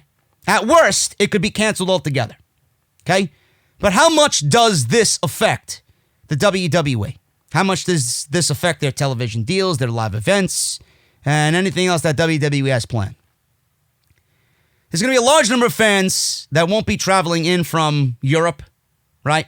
Fans from these other countries that WWE is reaching, 65 to 70 different markets, travel into where WrestleMania is every single year. You know, will they want to travel in from these other countries? And WWE, how is it going to affect them? One thing that people need to take into consideration here is that it creates a huge revenue situation for WWE with their television deals. That won't end because of suspensions of live events, and it won't really mean anything. In fact, all events can go on like they have at the Performance Center. So they're obviously not going to They're not going to jeopardize their TV deals, and there's not going to be any confusion about that. They got the Performance Center, and if it has to be that they're performing in front of no crowds, limited crowds, limited fan engagement, or friends and family only WWE officials, that's fine. They will just take place at different locations. So we saw this on Wednesday when NXT was there, and it looked great. It looked great. Rumors with Monday Night Raw and SmackDown this week have been confirmed. Friday SmackDown will move to the PC. Monday Night Raw will be at the PC. Every event that WWE does from here on out could be at the PC. What's the difference? There's no difference whatsoever. It's not going to be a bearing on the overall product. The shows are still going on. Now, the live events, they produce big money, as do merchandise sales. WrestleMania is amongst the biggest of the year. That said, WWE, if they need to put a stop to certain live events for a month and a half, and they do not hold these shows, will it really cripple the company? I mean, people are acting as if this is going to put WWE out of business. What is one live gate? What is a few t-shirts for 1 month going to do for WWE? As if WWE is going to go away forever. It's not going to have any bearing on the company whatsoever. It's not going to end the company. It's not going to put the company out of business. Merchandise sales can still be pushed on social media, on Instagram, on Twitter. They could have flash sales online. They still have their shop online that they could operate out of. Tickets. AEW's doing it. Tickets could be carried over. Just postpone the show. Postpone these shows and move everything back. Have the tickets that have already been purchased just be honored at the door like AEW is doing. Newark, New Jersey's not getting blood and guts, but they will be moving the New Jersey show to July 22nd. AEW's already came out and confirmed that all the tickets for that show will be honored at the door. Now, they're not getting blood and guts, but like I mentioned yesterday, AEW, I'm sure, will come up with another themed attraction to make it up for them losing that big of a show. What is it going to do for WWE? They're acting as if there's no way out of this. Merchandise. There's no way around merchandise, right? It's not going to cripple the company. Live event gates and live event revenue and numbers. It's going to cripple the company. It's going to put the company out of business. So you honor these shows and reschedule them with the tickets that have already been sold. WWE, like I mentioned, Vince wants to play God. They will likely, I would assume so. If not, then that says a lot about the current state of the product. They will see a ratings increase because there is no basketball, there's no NCAA, there's no NBA, there's no NHL. There's nothing. There's nothing actively competing with the WWE. No Major League Baseball opening season, WrestleMania season, right? It's suspended for 2 or 3 weeks. WWE is actively competing against nobody. Fans, like I mentioned, are going to be looking for other outlets of entertainment. So WWE might be their only choice, which might look like a ratings bump for WWE. You know? WWE could also benefit from everything else being postponed. Broadway has canceled shows. Movie theaters sending out warnings. You know, if anybody is feeling sick, stay at home. WWE can continue to produce what they produce from one location where quarantines are much easier to keep in check out of the PC. So this could actually benefit WWE. WWE could take advantage of the fact that they may be the only form of entertainment in sports that could be on TV, which for the next month and a half, we will have nothing but WWE. So they could spin this into a positive. And that's one of the reasons why I said Vince wants to play God. Because he knows he has other forms, other assets in his company that he could use to his advantage where others might not be able to. Production costs to shoot Raw, SmackDown, pay-per-views. They could be out of one smaller location. You know, this will lower WWE's travel, pyro, staffing, and other costs that go into that. While fans won't be in attendance, WWE could find ways to produce a show that could still be entertaining to watch. It doesn't matter if the fans are there or not, which is why I hate SmackDown, I hate Raw, but I'm intrigued about how the show's going to come off in the conditions in which they are battling tonight, Friday, and Monday. I'm very interested. WWE can make their own situation here with everything else being canceled. Leagues don't have anything to air. There will be nothing to air on television for these other products. WWE has tons of content they can put out there no matter what. If the shows were canceled or not, if they were told they needed to stop, they have other content that they can put out. They can be creative. They've done it before. So I would assume they could do it again. WWE superstars need to limit their interactions with fans, quarantines, suspensions. It's all about just monitoring everything and being very, very cautious before things get out of control. Yeah, it's a bummer for everybody. Yeah, it's a bummer for the fans who have paid to go to WrestleMania. This might be your first WrestleMania, but it's not going to be a situation where WrestleMania is not going to take place. It's only a little hiccup. I'm struggling with my own fact. I'm actually downright annoyed. I go to the Atlantic City Beer Fest every single week. Oh, no, every single year. And this week they're talking about postponing it till August. And I've gone 9 years in a row. It's the one thing I look forward to most every year. Me and my best friend go. Every single year, have a blast. Find new beers and just chill and relax and have fun. They're talking about postponing it because 10,000 people show up at the Atlantic City Beer Festival in Atlantic City at the convention center. And they're talking about postponing it. Now, I'm upset at that. I'm very upset at that. I don't want it to be postponed, but it's the right thing to do. I don't want to put myself in a situation where I am going to be at risk of something. So they're going to postpone it till August. Now I got an August Beer Fest to look forward to, which will give me an opportunity to go be at WrestleMania or be in Tampa for WrestleMania if I decide to go, if things are okay. Which I'm sure they will be. I still think everything is blown out of proportion here. I really do. I think everything is blown out of proportion. But in the sake of looking good to the general public as a publicly traded company, I think Vince McMahon has a huge decision to make here. Will it be the right one? I don't know when it comes to Vince McMahon. Like I said, I truly think he's trying to play God. I really do. And he's trying to look at all the positives and kind of neglect the negatives here. But a decision has to be made here. Every single sports operation has either canceled or postponed events. The world has stopped legitimately because of what is going on. Vince has a decision to make. If WWE does not make a decision on this, they will ultimately make themselves look bad. And then Tampa, if they don't want to be in the same boat as Vince McMahon and look bad, they're going to have to make an executive decision and talk with Vince about postponing the show until June or July. It's the only way to do it. I feel like it is inevitably the way it's going to be. WrestleMania will inevitably be postponed until the summer. There's no doubt about it.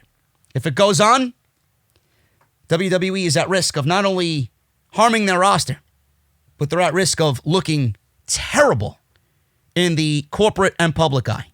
And it's Tampa as well. They will not look good whatsoever. And nobody wants that. So a decision is going to have to be made, and I think it's going to be the one in which WrestleMania is postponed until the summer. And another thing I thought of is WrestleMania. Vince probably doesn't want WrestleMania to be postponed that late because they have to sell their SummerSlam packages to Boston. So if they have WrestleMania in July and then SummerSlam in August, you're kind of having two of their biggest shows of the year heavily conflicting with one another. And WWE doesn't want that. But what are you going to do? You either take or you give. You can't have everything. You're going to have to take. What's bigger to you? WrestleMania is bigger to you, right? SummerSlam is... These shows don't feel like they should anyway. But WrestleMania is theoretically their biggest show. So who gives a shit if SummerSlam is a little bit skimped on this year? It's not like any other year, right? Who cares if you don't sell out the TD Garden in fucking Boston for SummerSlam? Who gives a shit? Who gives a shit? You work with what's happening. You give and you take. You give some and you take some. WWE needs to focus on WrestleMania and don't worry about everything else. Just worry about what's at hand right now, and that is keeping your entire company, roster, employees, and the city of Tampa Bay safe. Seriously, put the fans in mind here when you think about the decision that needs to be made.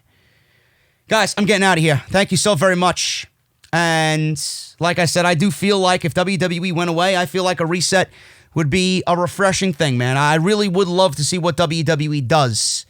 In fact, I would welcome it. If things were to stop, if things were to really stop, what would WWE do? Would they halt all these storylines? Would WrestleMania look different than it does now? You know, I don't know. Would we get the same WrestleMania that we're getting now in July? Would WWE, what would they do as far as storylines go? Do they even have the creativity to continue on for all these weeks with constant television to get us to July on what we're given right now?